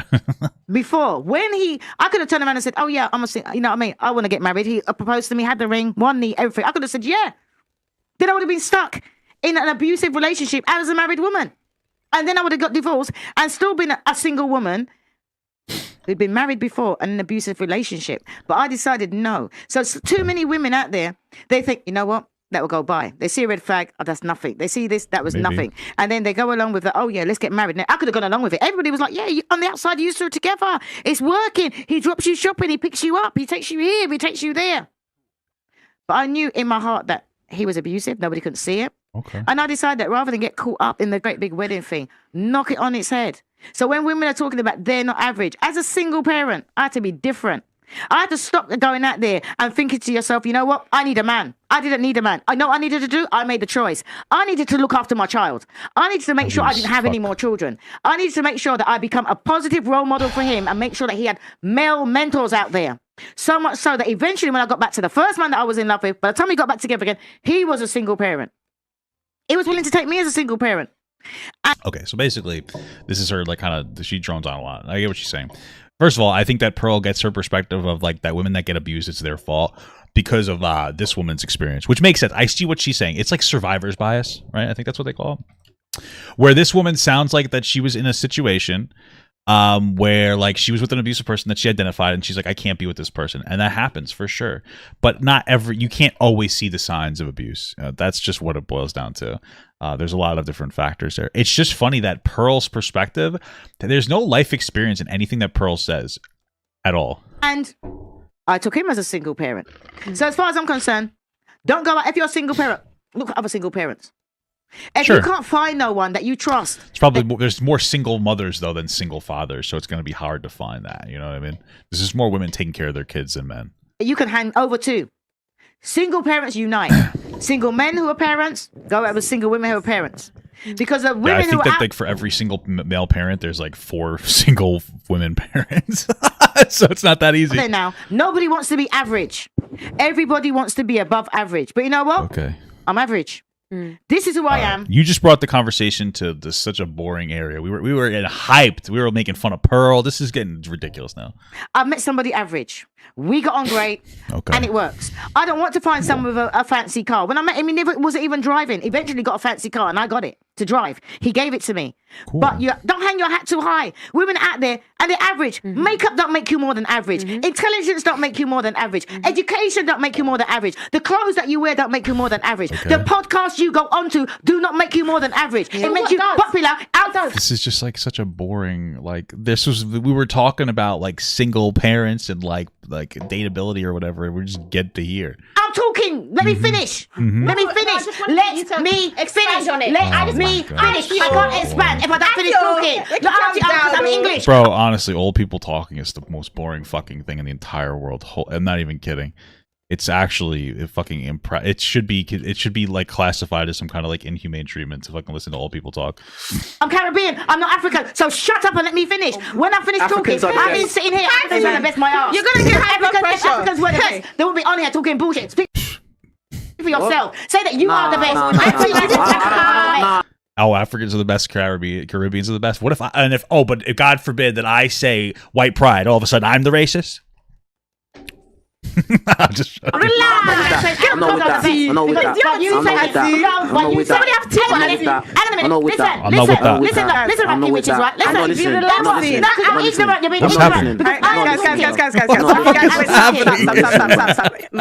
Stop. Michael, stop. Okay. Michael, 30 seconds, then Michael, you can go. What the fuck is happening right now? We just somehow we got into like different groups of black people arguing with each other because of their Caribbean or African, and then we just like it fucking devolved. We just got like a bunch of racism that just happened. She's talking. Look at me and look at her. You're gonna tell me Africans are the best. Wait. Come on. What's happening? Come on. Come on. Okay. Make sense of that nonsense. Okay. This just became racist somehow. This is incredible. What's happening? Okay. So you said look at you as in you, and then look at me as in me. You're saying single mums are average, right? And then you're a single mum, and you're a lot older than me, and you're saying look at you and look at me. Seriously, auntie. Are we going to be realistic saying right now? Africans are the best. What is right? Africans are the best. What is happening? You're going to put yourself up against me. Now, I was asking Richie. Hang on. I was asking Richie. King Riches. Sorry, I don't know. Say it properly. Bro, King Riches. Like, can we just acknowledge that this is like a pompous ass thing just to call yourself King? Your name is Richard, and you're like, call me King Richie. Like, what? Bro, come on.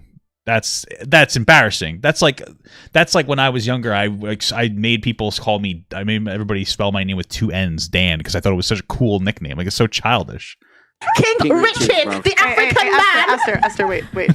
That's a violation. Don't disrespect African people. No one has ever disrespected You're disrespecting African people. No, I'm not. You are disrespecting African people. I don't disrespect African people. Because you are not African. He is here saying that African people are the best, right? Didn't she just say that? Like, I thought she was the one who unpromptedly brought up that like fucking Caribbean people are better or whatever. Or is it Caribbean? I don't remember which one the pirates were at. Disputing his point of view. I'm going by what's on the stage. And I'm saying, look at you, right, with your knowledge and your Africanness, and look at me, and you're going to tell me that Africans are the best. I'm not saying that what he's saying is wrong. I'm saying talk about what we've got here. Talk about the sense. Talk about the brain work. Talk about the educational and the professional speaking. Okay, we have heard. Okay. All right, I'm going to take a second to read super chats. I'm sorry. Okay, guys, like the video, subscribe to the channel. And especially like that is the most important metric that YouTube uses to push out this content. So, say and steer. What is likes? And especially like that is the most important metric. I like the stream. Just kidding. Metric that YouTube uses to push out this content. So, say and steer. Honestly, though, yeah, you're right. Destiny has the name of a stripper, a black stripper, and he should be jumping in and defending black people better. Okay, Destiny, I'm very disappointed in you. Did I do it? Yeah. That's not racist to say that, right? That joke's not racist. That joke's okay. Okay. Continue. Disaporia Wars UK, NSK, Destiny misquoted the lead attorney. Pearl is right. I watched that entire stream, plus others for the lead attorney where he breaks it down. Go watch the lead attorney for specifics. Saint Steer, have them shed their ego.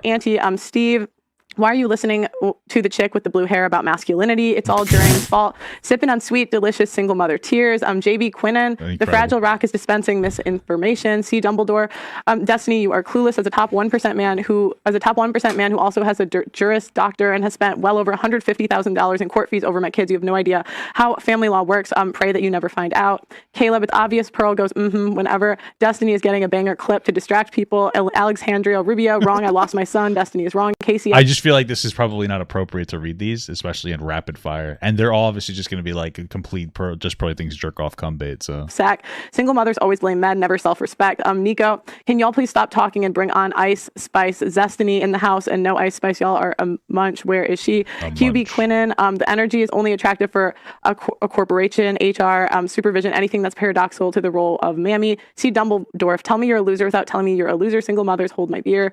House phone, it's good to see Destiny finally embracing British culture. He looks so happy that he sat on the couch. I bet he's rethinking all the bad things he said about us now.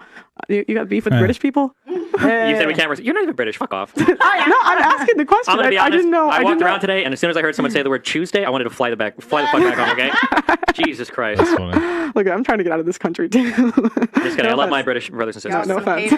JB Quinnen, nobody wants a workaholic ass boss chick. That's the equivalent to y'all wanting a sassy man. C. Dumbledore, an angry middle-aged single mother divorcee is above average. Is there in what way? Jay Queenan, being overweight as a woman makes you average in the dating market no matter how you feel. Chipotle, can the granny let the other guests talk? See, it's just like weird. Like, listen, again, anybody who's overweight is going to struggle to find like a person, or they're going to have a different experience finding somebody, right? So like, we understand that.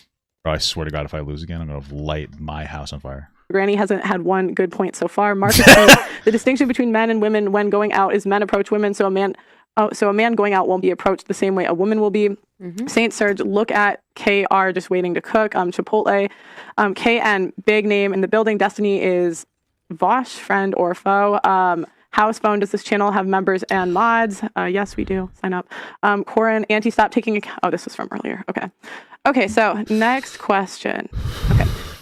I didn't get to say nothing. Oh, okay. Oh, I'm sorry. Go ahead. I'm just getting upset, guys, because I'm just struggling to fucking win. And then after him, can I just add something on really quickly? Okay. Go ahead, Michael. All right, so go ahead, Michael. Is this mic even working? I don't even know. It does. We can hear you. All right, so basically, like the reason why I said Africans are the best because, like, at the end of the bro, who cares? I really think it's as funny as it was for like 2 minutes. Like, who cares about the fucking weird cultural racist, whatever the fuck you want to call it, shit? Like, I don't care. Shut the fuck up. Just shut up. Who cares who's the best? Oh, Africans are the best. Caribbean people are the best, or whatever the fuck. Like, who fuck cares? Like, this is like, Pearl should be shutting this down. Like, no, you can't talk about that. We're not talking about like dumb race shit right now. Just shut it down. What are we doing this for? What is Chipotle? It's a fucking ass burner. That's what it is. The day, in that little back and forth, you said something along the lines of, oh, yeah, you're African, don't tell me nothing, I'm Caribbean, and I'm going to finish what I'm saying. And the way you said it, it came across as like, it came across offensive, innit? I didn't say that. Yeah, it was racist. You said something along the lines, not word for word, but something along them lines, and that's why I said Africa's the best. I didn't say it in a way as putting down Caribbeans, but I said it as like a stop, so that like we would actually start to think about what we're saying, and then he just went mad from there. But at the end of the day, like I just feel like people just say a lot of stuff and just need to think about what they're saying. When they rewind it, they will say, okay, fair enough. And I respect what he just did, actually. Okay, he was just trying to say, listen, I found it offensive when you came after my people, and I actually respect that, and that is emotionally intelligent to set that boundary, calm, cool, collectively. I'm not even memeing right now. Like, I could respect that. Okay. I didn't say anything about Africans. No, that's not what I said. No, you're not listening. I said that you said you are African. No, all right, it doesn't matter. Let's move on. I said that you, bro. Did you hear what I just said? Go ahead. No, but did you hear what I said? Repeat it, just in case I got it wrong. Go ahead. This is why you just have to let old people be dumb and racist sometimes. It's like, okay, you know, it's not even worth the argument sometimes. You see, get it wrong. Explain again then. So I get it right. Oh, I don't know what your energy's about. Because you keep on calling me bro, I'm a woman. I've not got balls. You might think I am, but I ain't. So I'm asking you. I didn't understand what you said in the first place. Oh, you're so just hyped for no reason. You're just hyped for no reason. Explain it to me again. You're too hyped. To be honest, I think honestly, and I won't call you bro ever again. I think honestly that you're too hyped for no reason, bro. To be honest, he's got it right. True. For no reason. True. Well, everyone can rewind and watch it and see you just hyped. Okay, wait, hold on. I think he said something. It sounded like you were disrespecting him for being African. He was like, Africans are the best, not to shit on you for being Caribbean, but because he wanted to like stop that train of thought. I think that's what happened. There was a misunderstanding. He misunderstood what I said. I think that was when he said Africans are the best, I thought, why is he coming about that? Well, he felt like you were attacking him on that, but I think, yeah. My best friends are African. I just want to talk about white people. So I have another. Okay. See, that was the best way to try to diffuse that. What Destiny did. Wish Pearl did that. We like Africans and Caribbean. Everyone's cool. Okay. And I think that people. Yeah, we like white. We have to make sure every time you say you like any race, you have to make sure you say white people because we're very fragile and we need to understand that you like us. Okay, we are the best. Okay, mayonnaise, NASCAR, guns. You need white people for those. It's true. It's true. So. White people too, everyone. I just think people, everyone needs to just be careful how you speak because people will take offense. Like if you say things in a certain type of way or anything like that, people will take offense. Especially Caribbean people. Maybe people need to listen. I'm so sorry. Well, that was inappropriate. Oh, especially Caribbean people. What a fucking, what a shit stir. No. Everyone needs to be careful what they say. They need to be careful. Let's disagree. Okay. Nah, because I don't know, can't overpower me. Listen, we're not going to that last time. This is a different podcast, Esther. Get over it. Get over yourself, Esther. This is a different podcast. Bro, Pearl, you should not have let this woman on the podcast. She is so bad for this thing. She's so... she's probably, this grandma is probably really good for clippable moments to be LOL based and funny. But at the end of the day, from a longevity perspective, how unprofessional to just scream at everybody that's on there. It's ridiculous. Stop bringing up the past. Stop bringing up the past. Move on. Move on, Esther. Another podcast. Move on. Auntie, okay. Please. Okay. I'm going to give her a chance to respond just because you've talked a lot. Do you want to say? Thank you. Yeah, so what I was trying to say is... Can you speak on the mic? Is her mic off? Yeah. Is she muted? I think her microphone might be off. Is she muted? Oh, can you not hear me? Okay, there you go. I think... Pearl muted her. Pearl muted her. She's like, Pearl muted her or something. Auntie, somebody you seem to have a pattern or maybe she in which you say things and not realize what you said, because that's what you did to me last time. I don't think you even realized, because I think you said something about faith or whatever. I'm not going to bring it back. Oh, no. But the point is, because it's happened before, I think you don't realize that it's what you're doing. So I'm not even calling you out right now. I'm just saying maybe just be careful. Call me out. And if people call me out, Esther. Excuse me, Destiny. Do me a favor, Destiny. Put your head back a bit. I want to see her call me out. Call me out on what I said. I said your faith was weak, right? Right. Let's go there. You want to to go back in the past to embarrass yourself again? Do you go want to ahead. scream? Go If that's ahead what again. you want, I am let's go. screaming. Oh my God, Go Auntie. ahead. Call me out. Get over Call it. me out. You need Get to get over it. I'm not yourself. bringing back the past. We've been Let's there. talk. We've done that. Auntie, let's This is something talk. different. Okay. Let's I'm listening. talk. Talk. Please. Talk. Okay, guys, It doesn't have to be a screaming match all the time. Okay, guys. Damn. I guess Destiny was right, guys. Okay, all these black content creators just scream all the time. Am I right, guys? Am I right, guys? Epic racism moment. Now, this is really going out of control, and honestly, old people are fucking something else. All I'm just saying is clearly you even offended him. And I'm just saying maybe sometimes just listen to people. When they're saying they're offended by what you say, maybe just stop and think, what Tell me have I said? exactly what I said that offended him. Tell me exactly what I said. Okay, guys, you have to stop calling the women guys, okay? Does it look like she has balls? Okay? Does it, Pearl? Can't be calling them guys. Stop. Stop. Okay, we're gonna talk about anything else. Wait, can I do a thing on the average thing real quick? Because we were talking about that for real. Fine. Okay. Fine. Yeah, can I add after you one bit I was going to say? Well, it's not my show, so whatever. Yeah, whatever's allowed. Okay. So the reason why when somebody calls somebody average, that's usually perceived to be an insult, right? I think we hear it that way, we give it that way. Nobody's ever told somebody that their average is like a nice thing to say to somebody. Now we can say that like, oh well, average is most people are average, kind of, but also not really, right? If you look at like an average person has 1.9 legs because some people are missing legs, but no human has 1.9 legs. You have 2 or 1. I do. I was going to say that as like a penis joke, but that would mean that I have an exceptionally small penis. Yeah, I got 1.9 legs. Right? When we look at who we are as people, there are some things that we excel at, and there are some things that we don't do anything at. So I think that's why we never feel average, right? Because we're above average, hopefully, at whatever our competency is in. So when you say that somebody's average, it's always going to be perceived as an insult. So I'm sure that Camilla or anybody else, you guys all had crazy degrees. You guys are all more educated than I am, right? I'm sure that on a whole, you might be an average person, but you're not going to perceive yourself that way because you push yourself forward in some areas that make you not average, and hopefully you're looking for other people that plug into those above average areas. You know what? Can I just a comment was made towards me being average? I just want to say it's not about even my degree. You know, it's not about my masters. It's about what I've overcome and achieved in this life that makes me a survivor and above average. I have been homeless on the street, and I'm sitting here today and not representing that. My struggle, my success makes me above average, and nobody can't tell me that I'm not. Because if that's what I need to tell myself to get up in the morning and do my shit, that's what's going to happen. That's all well and good. Okay, can I add on to that, please? One second, I did want to say something. Hold on, bro. Like, hold on, bro. No, listen. One second. No, listen. Let me. No, it's not your show. Shut up. Just mute their mics. Pearl, a man needs to be running your show because you do not know how to maintain authority over these people. Okay, very clearly, you're the best reason why women shouldn't have a podcast. Okay. Stop. Don't listen. I never disrespect you. Do not disrespect me because I will not tolerate disrespect from no one. I'm not them, bro. You disrespected me, so I've got a reason. Don't talk to me. This is so childish. Holy fuck. Wait, did I accidentally place that? Fuck. Like that, bro. Stop. I just told you to stop. Why don't you just mute their microphones, bro? Like, mute them if you can. I think you muted the other girl before, right? You gotta, like, maintain control because this is so petty and dumb. Like, people are just, like, fucking screaming at each other. This is super unprofessional. And the funniest part about it is I'm sure Destiny doesn't really care. But, like really, if we look at this, I guess, from the optics perspective, like, this is, like, your time. You have Destiny there. You have him on there. Destiny's a pretty big figure. He's been, like, making the rounds. Like, he's a smart guy.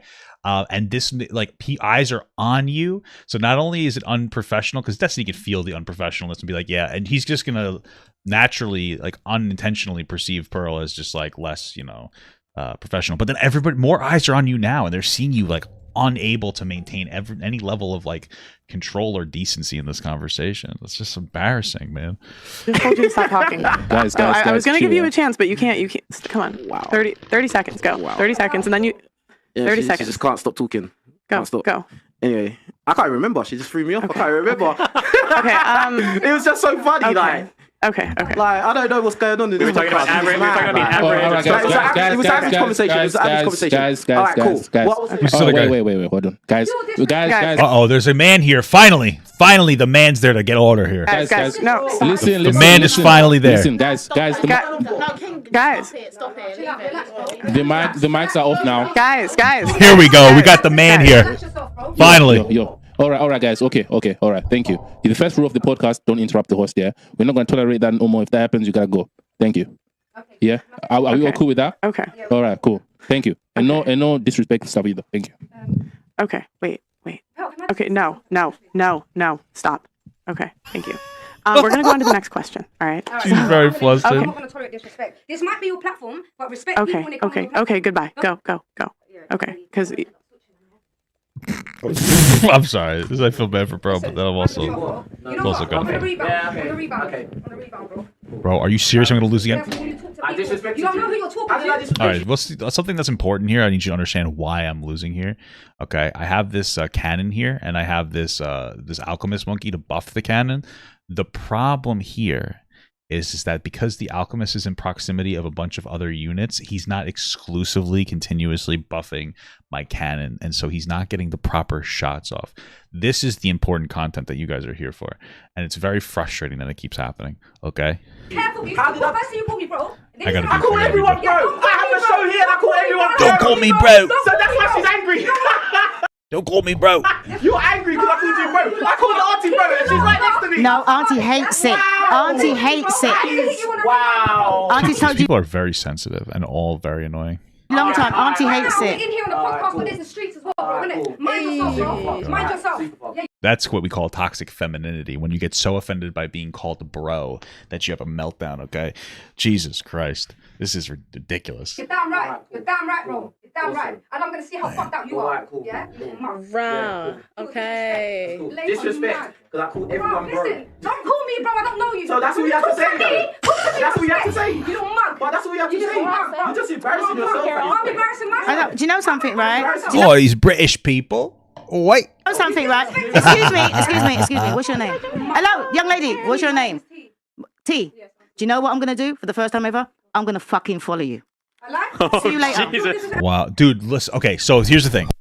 Now, not only do we have an incredibly unprofessional podcast full of people who just can't be adults, but now somebody who's consistently on this podcast, I'm assuming, and I could be wrong, that is affiliated with the podcast in some capacity, this older woman, is like not only acting massively unprofessionally and hogging up time, but now she's threatening violence onto this girl, which that's what that is.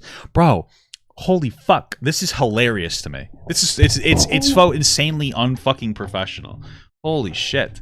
I also speak before him. Okay. Look at your issue. Stop. You're doing it again. Okay. Oh my god. Bring the man back. Bring the man back. We need the man here to help. Okay. Women are not able to run podcasts. Get the man back here. We need it.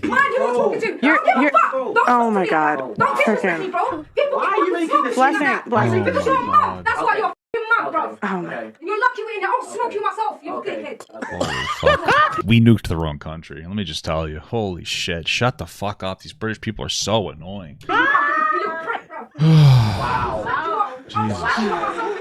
You fucking dumb. You fucking little smug. Wow. Yeah, damn right, wow. Listen, next time you're fucking talking to you. Oi. I'm gonna see how gangster you are out here. I'm gonna hit you up. See what I'm saying? I'm gonna hit you up. This is live right now. This is live right now. Would I join the podcast? I probably well, I'm like a nobody right now, so like probably not. But the time that I became somebody, if I do, I think the podcast will probably be over. So, Wow. What up, Acrello? What's up, brother? Bruv. What does that mean in English speak? Am I like? I thought it just meant like dude, you know? All right, guys, let's cool it down with some tea and crumpets, okay? These jokes are not keep cringe at all. Get out. Damn, where's your bodyguards? Where's the men? How many bodies you got? Oh my god, get out. Damn. Get the fuck out of my apartment. Get out. Oh my god. That's in her apartment. Oh my god. Okay, hold on. Can I just, for my own safety, who are we allowed to call bro here, and who are we not allowed to call bro? Get the fuck out. Lock the door. Blessing, go lock Oh, did she just call him bro? the other side too. Blessing, lock the fuck.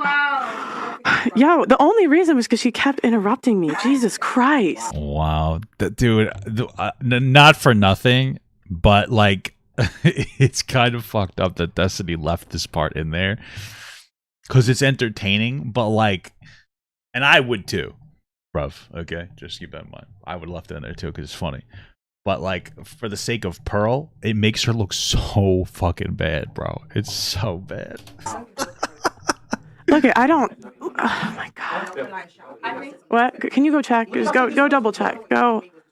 No, but okay, that's I'm never gonna dance again. That has never I've never had anyone walk off or kick down. I think best is we move on quick. Every time you watch my videos on Gemini, I just flame him. That's why I could hear me flame him. Damn, bro. That's funny. Yeah. But she's saying I was disrespectful to her. How? Okay. Yeah. Okay. You were antagonizing the situation. You kept going. Okay. We're gonna guys. Wow. Guys. Look at Destiny. That's awesome. Is she gonna be like waiting outside for? Bro, I'm a little scared. I don't want to die in line. You know what's crazy? We were supposed to have security. We were supposed to have security tonight, and it didn't. I was like, if anybody ever talks about how trans people are too sensitive because they want to be pronounced correctly, I want you to show them this part of this video, because I've never seen a fucking person melt down about being called bro that had no issues with their identity. I've never seen a trans person actually get that upset personally.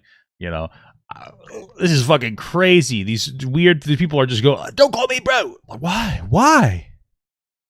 Pearl left that part in too. I can respect that. That's just for transparency, okay? No. Or cisparency. That's scary. I'm sorry. I was scared. Yo, the only reason I was gonna let her talk is the crazy thing, but she kept interrupting me, and I was just like, if you're gonna keep interrupting me, you have to go. Like, I don't. I'm never gonna dance again. I don't think she could hear you, honestly. And you didn't call her name as well. No, she could hear. She just kept. No, she. I give up. Wow. Back to business. You know, Esther, they're saying that Esther's the sane one in this podcast. Okay. I can't believe Auntie Jenny was worse than me. Just saying. Okay, hold on. We shouldn't shit talk anybody. I'm not trying to. To be fair. Fair enough. Look, I didn't think anyone was that crazy until she started. Yeah, okay. My next question. I actually didn't think it was that bad, but I guess. I just want to know why she's so mad that I called her broke when I call everyone broke. Well, yeah, but you're also an annoying antagonist. They're all like, well, this guy, the woman who just left, and the auntie, the older woman, they're all very annoying people. So. It's like it's just a respect thing. It's like your elders. Like I just would never. I didn't know. Yeah. Sorry. Yeah. It's just like I just wouldn't call people that. But I don't think. Would you get that mad? I don't think you meant it like that. No, I think they were $1.99. I love you, Papa. Thank you, bro. Already upset, and then him saying bro was just like Timmy. But if they were cool and they were calling each other bro, I don't think they would care. You can sit either. It doesn't matter. I guess bro means something different in fucking backwaters America. That's what this place is. Yeah. And I think it's because you kept antagonizing the situation. How? She was like, don't call me bro. You're like, all right, bro. Did I? Yeah. But that's the thing. I don't even think when I'm speaking, like it's my vernacular. That's just how I speak, innit? Like, so I'm not even thinking like, oh yeah, I'm trying to push her buttons. Like all my thing is that let me say something, because at this point I've said the least out of everybody. Do you get what I'm saying? So I was just trying to have Auntie said the most. Yeah, but she wasn't the one talking. Yeah, but she wasn't the one talking at that moment. Okay. Exactly. That's the moment I'm talking about. We're gonna. I'm gonna try to go on to the next topic. Yeah. What are we doing now? Okay. So I was still live? Are we still live? Yeah, we're live. But that was amazing. Got a lot of good clips out of that one. This is mad. Oh my god, that's gonna be on World Star Hip Hop. This is too much.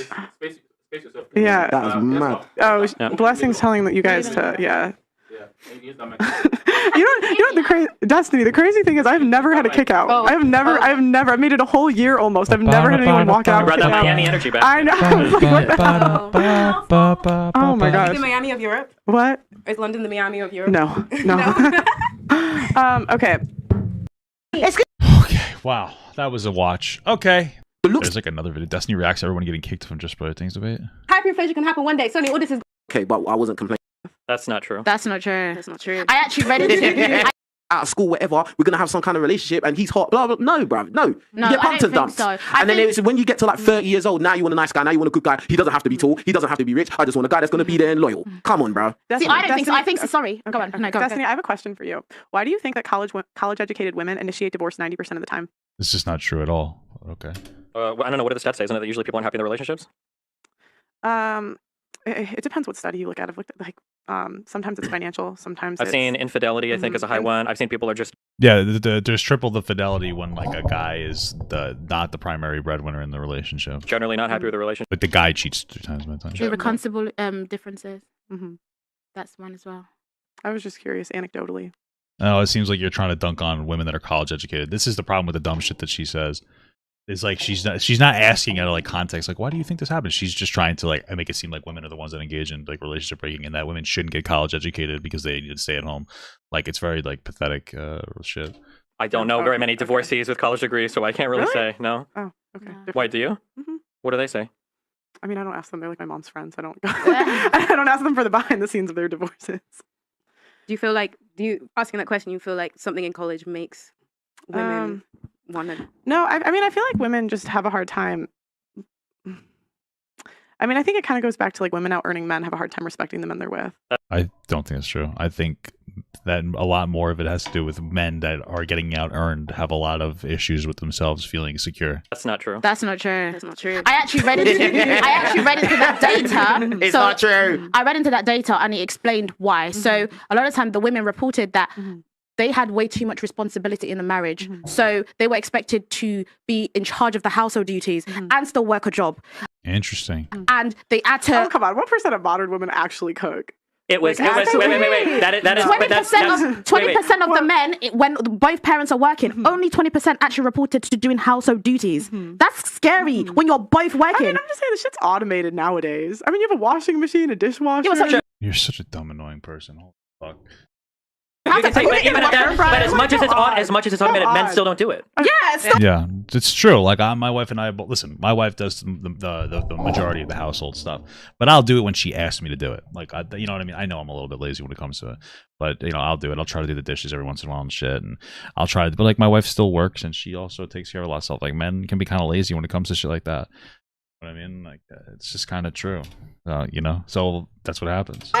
They still don't do it. I see the first half because I'm not going to watch this whole video. It's just like Destiny reacts her when getting kicked from the debate. It's not like really anything super profound. That's the issue. Is that one of the big problems with households for divorce? It absolutely is a reason. Chores? When you get older and you manage a household on your own, Pearl, you'll see how fucking annoying it is when you're working and then you come home and everything's fucked up and horrible and nobody's fucking cleaning anything. Yeah, True, that is a totally valid reason for divorce. Of course. Chores to break up a home, Pearl, a family. Have you lived in a She's so dumb. filthy home? You've never lived with a difficult person. If it is consistent, where you're consistently having to have that burden upon yourself, you keep telling him, please, can you clean up? Like, it's so funny because like lifelong friends from like grade school to high school will dorm in college and then hate each other forever over like bad dorm roommates, and that's not even a relationship. So yeah, of course I think stuff like this is perfectly valid. I think splitting up duties in the household is like one of the most important parts of like a relationship. Yeah, it's not just about like a little thing. It's just a greater level of respect. So if you're working all the time and then you're coming home and you have somebody who doesn't work at all or barely works at all, and you're paying for all the groceries, and then you have to come home and you have to cook, and then you have to clean, and you have to take care of them even though they haven't done anything all day, you're going to develop resentment. You're going to hate that person. And like that person very clearly doesn't respect you. Like Pearl is she's very privileged. Because it's where you're spending most of the time together. This is why I say, people get triggered when I say, I don't think you're even dating until you live together. Because until you live together, you don't really know who the other person's like. And once you start living together and you see what the household duties are like, then you get a feel for what the relationship is. I mean, I just think that, like, I don't know. I feel like that stuff can be worked out. Chores? Yeah, they can be by doing the chores. But if the person refuses to do their part, the relationship crumbles. Oh, I hate listening to her talk. Like, hold on, wait. Do you understand? You're not saying anything. Do you do this intentionally? Where you're like, I don't know about that. I'm telling you that. Oh my God. I mean, you're giving your opinion. I'm giving I'm not giving an opinion. I'm saying that in a household, this is not an opinion. I'm putting it forward as fact. In a house, delineation of chores is one of the most important things. That if somebody's constantly destroying the bathroom, leaving clothes everywhere, leaving dirty food in the sink, they can't clean their dishes or whatever. Like, these things will destroy anything. Bro, he just fucking flamed the fuck out of her. Time. Yeah, but that's what she said. She said, I'm sure we can work it out. No, she's just saying really dumb things. Oh, but it's just chores. Can't you work it out? It's a lot more than just chores. You'd have to, like, you are unintelligent when it comes to relationships. That's the problem that she's having here. Jesus, Destiny just flamed the fuck out of her. But they're not working it out. Bro, then maybe these women that are making all this money, that, they're making so much money working, and they don't want to do the house chores, maybe they should go and get an older guy with more money so they can go and employ a maid.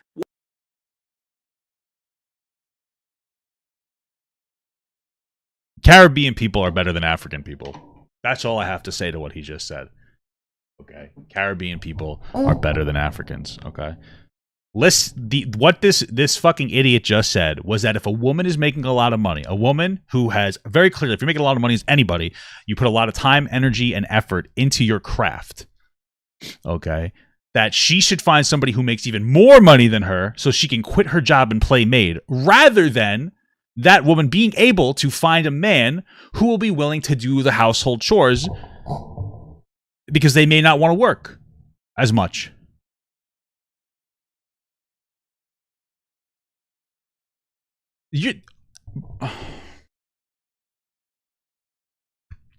I can't believe, I just, like, what a dumb person. Holy fuck. What is just a stupid person. Oh, if you're a woman that's very accomplished, you make a lot of money, oh, just find a guy that makes more money and quit and do chores. Why? There are, first of all, we should normalize, like, some guys, if you're a guy that finds a girl that makes more money than you, God bless you. Like, stay home and take care of your shit. It's not that big of a deal. You're not less than a man because you stay home and take care of your household. If that's your job, do the best to take care of your household. Don't leave it for somebody. What? And a cook. What? Yeah. You guys Maybe just they be should saying do anything, that. man. How's that anything? Okay, but then, no, but you got to put, no. What? Listen to what you just said. You said they're leaving the guys that make less money because they're expected to make money and do the house, and you're saying how hard it is because you're at home and you're doing all these chores. Okay, then. Yeah, so they're leaving them because those guys aren't doing what they're supposed to do. So, find a guy that'll be willing to do the right thing. Don't be with a guy that makes less money. Find a guy that makes more money, and then you don't have to do chores because you employed a maid and a cook. Okay, but then like he employs a maid and a cook, or that guy could just stop being a lazy fucking piece of shit and do the chores. Then young guys can't complain then that girls won't date their own age because guys can't do house chores. Then you'd be like, oh, sorry, you're 25 years old. You have to be single till you're 35 and learn how to do the dishes. Like, and only top 5% of men can even afford that. To be like, oh, Yeah, I'm going to in the UK. How many and men what can percentage? afford that? And what percentage of women are these high-flying women that are making 6 figures a year? Those are the women that we're currently talking about. So, and nobody said 6 figures. They just said the woman that makes most of the money. No, I'm not. I'm not. No, I'm just asking you because you're making this point about these women that make so much money and then they make so much money. Speaking to the mic, speaking. Bro, why is it so hard to just do some more chores, guys? Like, do some more chores. I really am gonna have to do some chores when I get off today. I should vacuum the house really quick. It doesn't even it's not even that hard. Okay. You know what I do? I'm slick. My wife will come home. It's like, I gotta cook. I gotta clean. I gotta do. I'll be like, let me take you out to dinner tonight, baby. That's what I do. I'm lazy as fuck, so I'll be like, I'll take you out somewhere nice, so I don't have to cook or clean.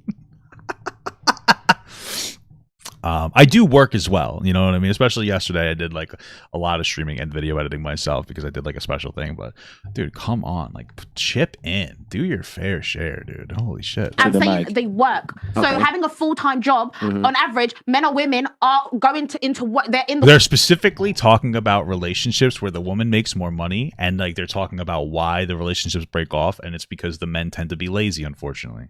Okay. Just be a little less lazy. Workforce. So obviously they're making money. I'm not saying they're high earners. All I'm saying is they're working. That's it. Okay. So the solution is men should understand that their women are also working. So how can I help, knowing that we're doing the same job? How can I make her life easy? Because she's making my life easy by doing the chores. Well, Pearl said that. I'm sure there's a way you could work it out so that the house chores can be, easy. No, she diminished. That's not what Pearl did. He's dumb, so he wouldn't get it. Pearl wasn't trying to be reasonable. What happened was we were specifically talking about how a lot of women, in these specific women who are like, at the very least, making as much money, if not more money, were tired of coming home and not splitting the home chores as equally. They have the same workload stress, but then when they get home, they have to do the lion's share of the housework over the man because they're lazy, and it's a big reason why things break up. And like we said, these are boundary issues. Like it shows a fundamental lack of respect if your partner gets home from work and you work equally or less than them and you still make them do more of the housework. That's disrespectful, and resentment develops. You cannot be with somebody who disrespects you like that. Okay. So, and then Pearl's response was, oh, that's kind of a silly reason to break up. Why don't they just work it out? Blah, blah, blah. She's diminishing the women at every opportunity that she gets is a dunk on women because Pearl's a fucking moron. Every single time. That's all she does is constantly have to dunk on women.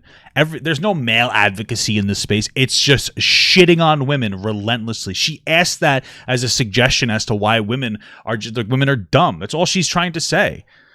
Just fucking do why, dude. Okay, here's my advice to you as a man. If you don't want to do a lot of house chores, do the house chores that you don't hate. Okay, I'll clean the fucking your own piss off the toilet. It's a really great way to make it look like you do a lot of work, you know, because as a man, like, and you can pretend that you don't do this, but men piss all over the fucking toilet seat. And you know, it's not even my fault. I'm up in the middle of the night. I can't even see. I'm just taking a piss and I'm trying to go back to bed. Okay. Once a month, just clean your own piss off the fucking toilet and clean up the floor. Do a quick little vacuum with your fucking vacuum cleaner. Do some of the little stuff that you don't hate as much. And then when your wife gets home, she could do the stuff that you actually really don't want to do. Okay. Boom. We're done. We got it. You know, toss the laundry into the dryer and the water. It's easy. I don't like doing the fucking dishes. I do the dishes like fairly often, but you know, so toss the wash into the dryer or the this or the, you know, that, clean the toilet bowl. You know what I mean? Ask your wife, hey, what's something you want me to do? It's not that fucking big of a deal, dude. Just, you don't like, you do your fucking, just get your shit done, because you know what you're doing. Instead of cleaning your own fucking piss off the toilet, you're sitting down, you're watching TV, or you're playing video games. That is childish. You can do that shit after you get your fucking chores done. I don't know what you want me to tell you, bro. I am also lazy sometimes. No, I'm not perfect, but holy fuck, I mean, recognize your shit. I hate mowing lawn. I hire people to do it. Okay, all right. I'm not mowing my own lawn. I hate mowing my own lawn. It pisses me off. That's all you got to do. Okay, that's it. That's it. Offer to go shopping sometimes, like for groceries. But then I got to call my wife because I have no idea where anything is in the store. But that's all you got to do. Good for everybody. You should do the house chores. Let me ask a question. Do you think... So do you think the man should do all the house chores because he makes less money? No, you should split them equally, like in whatever way. Most of them. Yes, most of them. All right, cool. Okay, why do you think they're getting divorced? Do you think divorce is fun? Because they're college educated and they hate men, they're just like, I'm just going to divorce because I hate all men. Like, why do you think they get divorced? I think women divorce for no reason all the time. Okay, why? She's such a dumb person. There's no way she believes that. That's absolutely retarded. You just need to talk. Oh, he did the epic based word. Come on. Okay, we're gonna move past it. I don't like that word though. Just forgot that. More people then, because that's not true.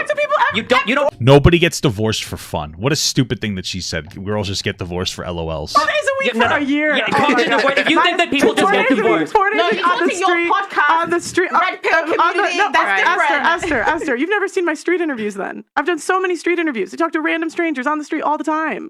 Who cares? That's a street interview. Who gives a shit? And every single street interview, like, you know what they do? They go on to these street interviews, and then they go and they find people to have the opinions that they want, and they only show you that. Hey, guys, we're going to make a 1 hour long street interview. By the way, I did this over 6 hours. Okay. And you find women that get divorced like, oh, you know, I just wanted to get divorced. But the reasons they Can I tell you the reasons? Because I researched it. Chores? Dude, you're so immature. Holy fuck. She's so dumb. That's dumb. Dude, oh my god, you're actually a child. What do you... Bro, Destiny being he's fucking so much more base than I would have been. I wouldn't have been this mean person, but she needs to hear this. I think love is. You're just like romantically going away to Venice like every year, and that's no, a relationship requires a lot of deliberate work. Things like hold on. Things like chores are where relationships start to break down, and it'll steamroll into bigger things. Yeah, that's like a sign of respect. Is like chores are such a big fucking deal. Have you ever heard it's the little things? Have you ever heard that term? It's the little things. It's because in a relationship, it's the little things, the grandiose gestures. Oh my goodness, it's Valentine's Day, and my husband got me flowers and a chocolate, and he took me out to a nice restaurant. Those are really nice, but guess what? For the other 364 days a year, it's not Valentine's Day. And when your fucking spouse, we're not even going to say husband or wife, because I've been in relationships where I was doing a shit ton of work, working 60 hours a week, trying to provide, and the person I was with was doing nothing. Okay, they wouldn't cook, they wouldn't clean. I was tens of thousands of dollars in debt, desperately trying to get my shit together. Okay, not doing that will build so much resentment. Imagine working like a 12-hour day, coming home, and all you want is a home-cooked meal because your fucking blood sugar, I'm not even kidding, because you're stress eating, your diabetes is through the fucking, this is me, through the fucking roof. You want to get a healthier diet, but you don't have the time to cook or clean. But the person that you're with doesn't work at all. They're not doing a goddamn fucking thing, and you come home and they go, oh, I got Taco Bell tonight. Like, bro, there's been times where my fucking, like, my fucking, like, blood sugar level is like over 400. Okay, because I was with somebody who didn't give a shit about me, wouldn't cook, wouldn't clean, wouldn't like take any financial stress. And every time I came home after working my fucking ass off all day, what was there for me to have? Just disgusting food that just made me like fucked up more and more. And I couldn't afford to go to the fucking doctor because the person I was with had all these like wanted to smoke weed and do all this and they'd fuck around all the time. This shit happens. It builds resentment and it's frustrating when somebody can't respect you so basically as to not burn through your fucking pocket and put you $20,000 in debt when you're making fucking $50,000, $60,000 a year. Okay. It's not just chores. It's the little things that matter. And the little things are making dinner, cleaning up after yourself a little bit, doing the dishes for you, doing this for you. If there's not an equal exchange of work and an equal amount of respect back and forth, your relationship is going to fucking crumble. It's not just chores. It's crazy how little life experience this fucking woman has. Like, what is she, 14? How old is Pearl? There's no way she's older than fucking 9 years old. How old is she? She's 26. That's actually surprising. I wouldn't have expected a 26-year-old to be that unintelligent. I would expect you to be a little stupid at 26 because I was too, but holy fuck. She's like profound. Like, thank God that I wasn't fucking popular at 26 because you know what? There's no way I would be this dumb. There's just no fucking way. Holy shit. A guy not doing chores ever might be a guy that you don't want to fuck anymore. And then you not having sex ever might be you guys just don't get along anymore. And then like 3 months into it, you fucking hate each other and you don't know why. And you're not sleeping together even. You're not having any sex. You don't do anything together. And it starts over small shit. But anybody that's been in any relationship long term, I don't know how old you guys are, but if you've been in real relationships long term, these little things will pile up and fucking kill you. They're like the worst things. Absolutely. Relationships are not like this puppy, like romantic love constantly. It's doing the small things every single day to make sure the relationships work. And you're going to go through phases, even like in a loving relationship where you're not going to like love the person 100%. Like, I feel like men and women have have periods in different ways. Like there's times when my wife and I are like perfectly in flow and it's like we're both rocking perfectly the same. We love each other. We're having immaculate fucking deep stroke fucking physically and like mentally and emotionally orgasmic sex. And then sometimes we're just not in frequency. Okay? You got to learn how to be good for each other in those on and off periods, because when you're in that lovey-dovey mode, it's easy to do what your partner wants. When you're in that fucking like I call it I'm an asshole mode. Sometimes I just get disconnected. You know what I mean? Sometimes I just get like a little bit to myself and I just need like a week alone. I feel like that's pretty normal. That's where it becomes hard, and it's not that hard because I love my wife. All right, but like you have to be on all the time, bro. Shut the fuck up! Stop fucking shaming me in the chat. Okay? I'm painting a picture. I'm a fucking poet. Okay? You know I'm correct. Okay? I'm correct. I don't care if you think I'm TMI. All right? It's all the men in the chat. They're like, ew, gross, Papa God. All right? Shut the fuck up, Joseph. Like, bro, you're going to come at me and your name is fucking Joseph? No, I don't need a whole week alone. I'm just a little more disconnected. Can you fucking read between the lines, dude? Have you ever gone to English class? Okay? Do you remember when they made you sit down and look at the fucking depths of every single word and letter in the Catcher in the Rye? Okay? I'm giving you more poetic language. You can read between the lines. You know exactly what I'm saying, okay? I'm painting a picture. You can see the picture. You're just pissing on it instead. Look at this, a woman. Absolutely. It's definitely a learning curve. Been married to my husband for 15 years, and it's crucial to have those little things moments in order to have a continuous work relationship. Okay? All the fucking young boys in the chat, you're shitting on me because I'm in love with my wife. But you know what? All these... But not a single woman is complaining about what I'm saying because they know what I'm saying is absolutely correct. Okay? Don't come after me. Do not come after me. All right? I'm correct. Sorry, I shouldn't have said women. Or men. I should have said children. You children are the ones coming after me. And the grown adults know what I'm saying. Fuck you. Okay? Fuck you. Yep. Okay. But you're just like LOL chores. Like, I don't know what that means. I just think that why do you have to let it get to that point? I feel like oh my God. Yeah, exactly. Why do the men and women have to let it get to that point? Why? Like, you're putting all the responsibility on the woman. In this scenario we've painted, it's a woman working and coming home and having to do all the chores. And you're like, why do you let it get to that point? Why? Yeah, in this scenario, why is the man in this relationship getting to that point? I've been in a situation where it was the woman letting it get to the point. But it's like you can only communicate so much to somebody and say, hey, I need you to do this because I'm pulling 60-hour fucking work weeks. Please, can you do basic things like shower yourself so you don't smell and cook and clean when you do nothing at home all day. Okay. Fucking sitting on playing goddamn fucking video games for 12 to 16 hours a day. You can't make fucking dinner, you know? God damn it. It's not that easy. And you're putting too much of the responsibility on women because you're always looking to dunk on women. Ask the guys that aren't doing the chores. Yeah. Ask them. Exactly. Ask the men. Why can't you do the chores? You think it's controversial to say that I think chores is a crazy reason to get divorced and break up a home and put your kid at every statistical disadvantage that you possibly could? No, because if you have a person that's refusing to do equal work in a relationship, then they don't respect you, and then your child is going to see that one of the parents isn't respecting them, and they're gonna have a fucked up childhood. It's not just chores. You're boiling it down. This is one of those situations that's really hard to communicate something like this to a fucking adult child like Pearl. You need life experience to understand how deep the you aren't doing chores things goes, because it goes so much deeper than just chores. It is so deep. It is a profound lack of respect for somebody. Okay, telling any person, whether they're a man or woman, that they should just suffer through a relationship where they were doing all the work and getting repeatedly and continuously disrespected is the dumbest, most disconnected thing ever. And it's because Pearl has never been in an actual, true relationship with anybody in any real capacity. I know she dated the just angry guy or whatever, the angry reactions, but like very clearly she has no life experience. It's embarrassing for her. She looks foolish. Not just chores. I just think that's a stupid reason. If you can't do chores, you probably can't pick your kid up on time. You probably aren't paying attention to the needs of your fucking wife. You probably aren't keeping other parts like you can't do chores. Everything else in life is probably falling apart. True. Pick the better guy.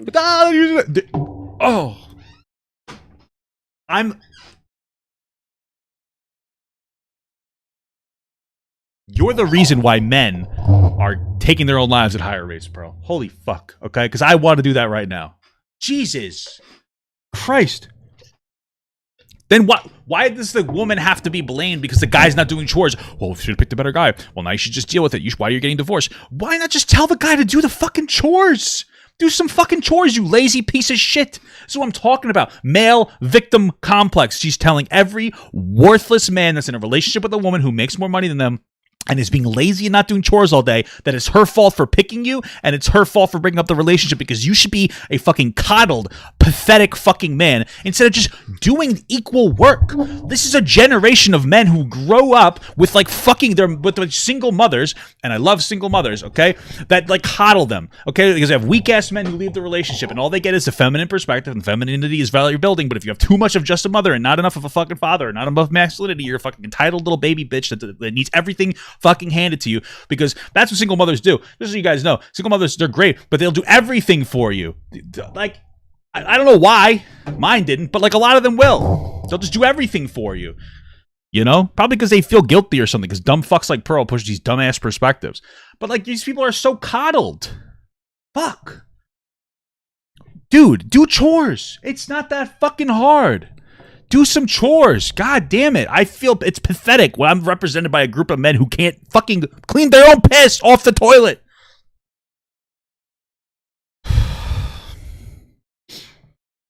Just put the dishes away. Just put the dishes away. Don't even pack the dishwasher. Just put them away. Clean the counter. Buy a fucking like a vacuum cleaner and just vacuum the house once a week. These things are easy things to do. Choose the easy things. And most of the time, women will just put up with it. They'll be like, all right. You know what? He put the laundry away. He flipped the laundry over from the washing machine to the dryer. By the way, you know how easy it is to do the washing machine and dryer? Just throw the shit in there, turn the water on, put some fucking fabric softener or whatever bullshit, like fucking whatever. There's two soaps downstairs. I don't even buy them. I don't even know what they do, but I know I don't have to have a robust understanding. I know clothes go in washing machine, 2 liquids in washing machine, close it, turn it on, boom, throw it in dryer when done. We're done. I don't have any understanding of it. Doesn't matter. Take the garbage out. Do little things. I don't know what to tell you. Holy fuck. And then you know what? Then you divorce. Then you divorce. Once you have kids, it's not about you anymore. I mean, I don't really. If someone wants to get divorced, fine. But like, I just think once you have kids, it's not about you. Wait, can I just say, can we stop using this excuse of just pick a better guy as an answer every time women aren't happy about situation? Mm-hmm. Can we just hold men accountable and just say, please, can you help your woman out? If they wait. No, I use fabric softener and the other. There's 2 blue liquids, a light blue and a dark blue liquid. That's what I put in there. Okay, I'll help you. They don't have a lot of options. You can help women, with chores. Thank you. Wow. You can help with chores. Thank you. There you go. Yeah, no, don't. You can. No, you should be helping with chores. But no one was arguing that though. No one was saying that the men shouldn't do chores or do what he needs to do in the home. Yeah, she literally was saying that like women should have picked better guys instead of just telling men to do chores. No one was arguing that. He was. You're just too dumb to see it because like I don't know how you're dumber than Pearl. My whole argument, stupid enough not to divorce over it. That's you saying that men don't need to do it. Esther, my whole argument is that I think divorce is stupid over chores. I think that's no fucking kidding. That's why men should do the fucking chores in this scenario. Oh, I think it's really dumb to get divorced over chores. So then fucking just pick up the fork and put it back into the fucking tray. Holy fuck. God damn it.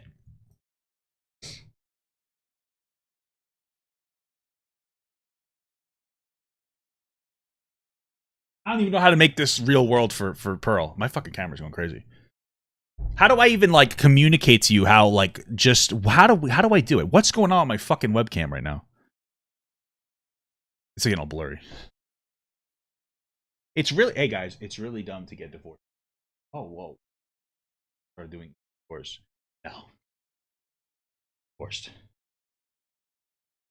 Women are by Pearl's logic. I just want you to understand something. Okay. When you have a logical breakdown in a society that says that one person has drastically higher expectations than the other, and the way that that means that person has higher expectations are better than the other person. That's what you're telling people. God damn it, this camera's not working. Okay. When you're sitting here telling women that they have to get fucking like that, like they're expected to do more work and more house chores at the same exact time than men. What you're saying is that women are better than men because they can handle more. Like what an insult to men. Holy fuck. I feel like you've never lived with someone that she hasn't. Like that's the only way you don't understand this. You've never lived. Destiny's just checked out. Holy live with fuck. somebody that is like you come home so tired, you know you've cleaned the house, you're ready to just sleep in your bed, and the house is a pigsty. It's funny, and the environment that you're in, it can be so depressing. Like one of the biggest things with people who have like levels of chronic depression, like in all honesty, the first thing that you should do is clean your room. It's hard because you don't want to get out of bed, but when you do that, you're gonna feel 10 times better because the space you're sleeping in feels nicer. Wash your sheets. It'll just feel nicer to go to sleep. You won't feel gross. It's these little things that are so profoundly impactful and important. Okay, that's why people buy nicer houses because they feel better living in nicer houses. Was you in a relationship with a bum then? No, you've done it. So Obama? You sound like you've done it. Have you been in that situation? I'm not gonna go into that detail. I have. No, but you're talking about like Pearl hasn't done it. So obviously, if you're talking from that standpoint, it sounds like you have experience. Yes. Who's behind me? Scared me. That's what I'm asking. Oh, so you've done it then? Yeah. What is? Are you trying to dunk on her? I No. don't understand. Okay, so you're basically in the same position. No, you shouldn't really be talking because you're in the same position. I think it's really Super chatted $1.99. Who's that behind you? funny. I think it's really funny that when we have these conversations, we say, LOL, just chores, LOL, just chores. But then when I go on any Red Pill podcast and I say, what is a perfect wife? What's a perfect woman? The only thing that the men say are women that do chores. This has got a good point. I want a woman that takes care of the house, that cooks me a clean meal, that makes sure that my home is in order. Those are chores. Mm-hmm. That's all that is. King, there's other relationships than just men and women. I've lived with other people and I know what I'm talking about. Okay. So there's just because it's no more. But we're talking about something specific though. Nah, we're talking about. Dude, like, you're just dumb. Stop talking. The chaos of not doing chores in the house and what that brings to your home. Your home, you're supposed to have peace and everybody's fighting. I understand that, but we're you don't. talking about something specific though. All right, thanks. And also, just to add on, if 90% of college student women are initiating divorces, that means there are a lot. Wait, what's wrong with my mind? When you turn your head, you're not like you have to move. Like you gotta be even if you're looking, even if you're looking, covering my face. No, it's not. It's not where it's at. It's when you turn your head. And lift the mic. So you'll turn to look at Michael. No, you got to lift it by like that. Yeah. Push it down. Yeah. That's it. Thank you again. There, a bit more. Yeah. Okay, so this was from 2020. A 2015 study by American Psychological Association found that women initiate 2/3 of divorces at a staggering 69% based, which is about 70%. College-educated women do it about 90%. Okay, and then you would investigate as to why they're specifically the ones initiating the divorce. Wow. Just put it down. Just face it towards you. But it doesn't move like that. It does move. It just knocks me out. It's like it's gonna knock me It's out. got loads of hinges there. Yeah, do you want me to? Yeah, let him. Yeah, come on, bro. You got this. Okay. See what I mean? It just moves. Nope. We're working. Okay. It's so awkward. There you go. Tech genius. Yeah. I mean, part of it might be some of these women have higher expectations on the men, or maybe some of them disrespect the men. I'm not going to put it all into women's favor, but like a lot of it is like men tend to cheat at like 3 times the rate when they're not the primary financial breadwinner. So it's like there's back and forth issues here on why men and women like will initiate divorce. So let's leave it at that. Thank you. Yeah. Okay. Talk right Don't touch it. Don't touch it. I hope it stays. Well, and being college educated doesn't necessarily mean that they have a college job or that they make a lot more money. So they might just, I don't know what I have no idea what it is. the point I wanted to make is if 90% of college students, women are basically initiating the divorce, that means there are a lot of men that are bums. Do you not think? No, it just means you. Some of them are probably bums. I think it's more. There's probably more here, but like, yeah, made bad choices. So yeah, the men and women both made bad choices. 90%, all of them made bad choices. I'll say a lot of so them made. I'll say a lot of them must have made. Out there, I'll say. But like, what about the men? Why not put responsibility equally onto the men and the women? A lot of them must have made bad choices. Well, I agree, but it's the men and women making bad choices. If we say that, right? No, she's not. She's not saying that. Oh, okay. She's not saying that, bro. Well, neither are you. That's the problem. Don't help her. Okay. No, I just feel like when the stats are so high, like if it was like 60%, you can say it's just, you can put it down just to bad choices. But when it's 90%. I never said all though. I just said a lot. This is boring. Yeah, but it's also proven that a lot of men are bums. Maybe. Is it? Is that right? Yeah, because a lot of women are feeling the same way. Well, because women feel a certain way, that means it makes it a fact. Well, if they're reporting it, a lot of women are reporting to say. Reporting what?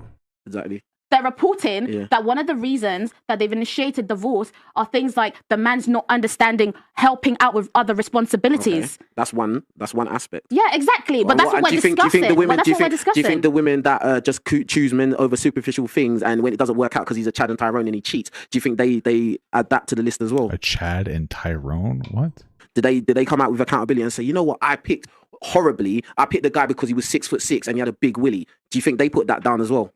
No, of course they wouldn't. Of course they do. Exactly. So you're only hyper focused on one thing. No. You're hyper focused because we've been talking about for the last 20 minutes this one aspect. Okay, let's talk about something else. So another reason that they reported initiating the divorce is because they don't have to tolerate bad behavior. Back in the days, bad behavior. So back in the days, women went through a lot of abuse, financial abuse, emotional abuse, because of the fact that they didn't have. Because they couldn't work, so it puts somebody in a position. And I'm going to tell you right now, like if women were the primary, like if back then we had a society structured around women working and men staying at the home, you would have seen the exact same thing. I don't think this is something inherent to men, but when you have one group of people who is put in a position of like absolutely no power, where they have to stay home, they have to cook and clean, they can't make their own money to escape a potentially abusive situation, they get to be put through these things. And as a society, we need to do better at teaching men to be better men, because being a good man, look at all these old, like, bro, we watched the Mrs. Doubtfire, we watched like the Robin Williams video. Robin Williams. Being a good man, like, that was like the turn when we realized that being a good man isn't just making the money, where it's like you have to make the money and be a good father that's present in the life, and also be like a nice guy to your wife. It's taken some time, Financial security. They married just to get that financial security. And now they're college, bro, they're going to earn a lot of money when they graduate. So now it's like, I don't need you to really I don't need to rely on you for financial support. I can actually make decisions because of the way I feel now. Now you're not making me happy. You're not trying to make me happy. So I'm just going to leave. I've tried to communicate with you and we're not getting anywhere. So now it's really because women can. They actually can now. Okay, let me ask you this question, yeah? In a comparison of men and women in relationships, who do you think is easier to please? I don't think I would put a number on that. I think men and women have different. Hey, baby, how you doing?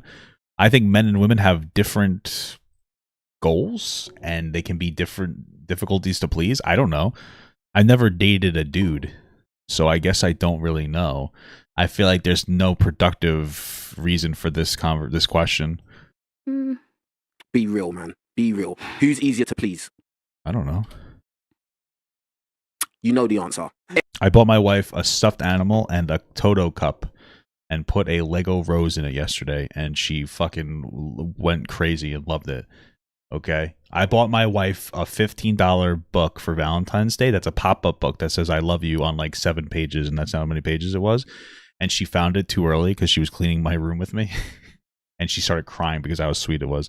Maybe I'm biased, but my wife isn't that difficult to please. I don't know what to tell you. I took my wife to Disney, and she started crying out of joy like 4 times because of how excited and happy she was. I don't know. I mean, on the other hand, I've dated women who were really difficult to please, but then sometimes I feel like I could be difficult to please. I just feel like, what's the point of this conversation? Neither. I don't know. Everyone knows the answer. Everyone knows the answer. I think men are more simple. Yeah, Thank you. I would have to agree. And you knew. Maybe they're dating the wrong girls. As soon as I asked the question, you knew the answer. So with that knowledge, when we all understand that women are probably more complicated and complex, and it's gonna be harder to please her because a lot of times, like, you lot's opinions and feelings change like the wind blows, bro. Like, it's gonna be a hard task to keep that person happy majority of the time. My question is like, what long-term relationship are you in to even say that? I like, this is the problem. Is like a lot of I don't know. I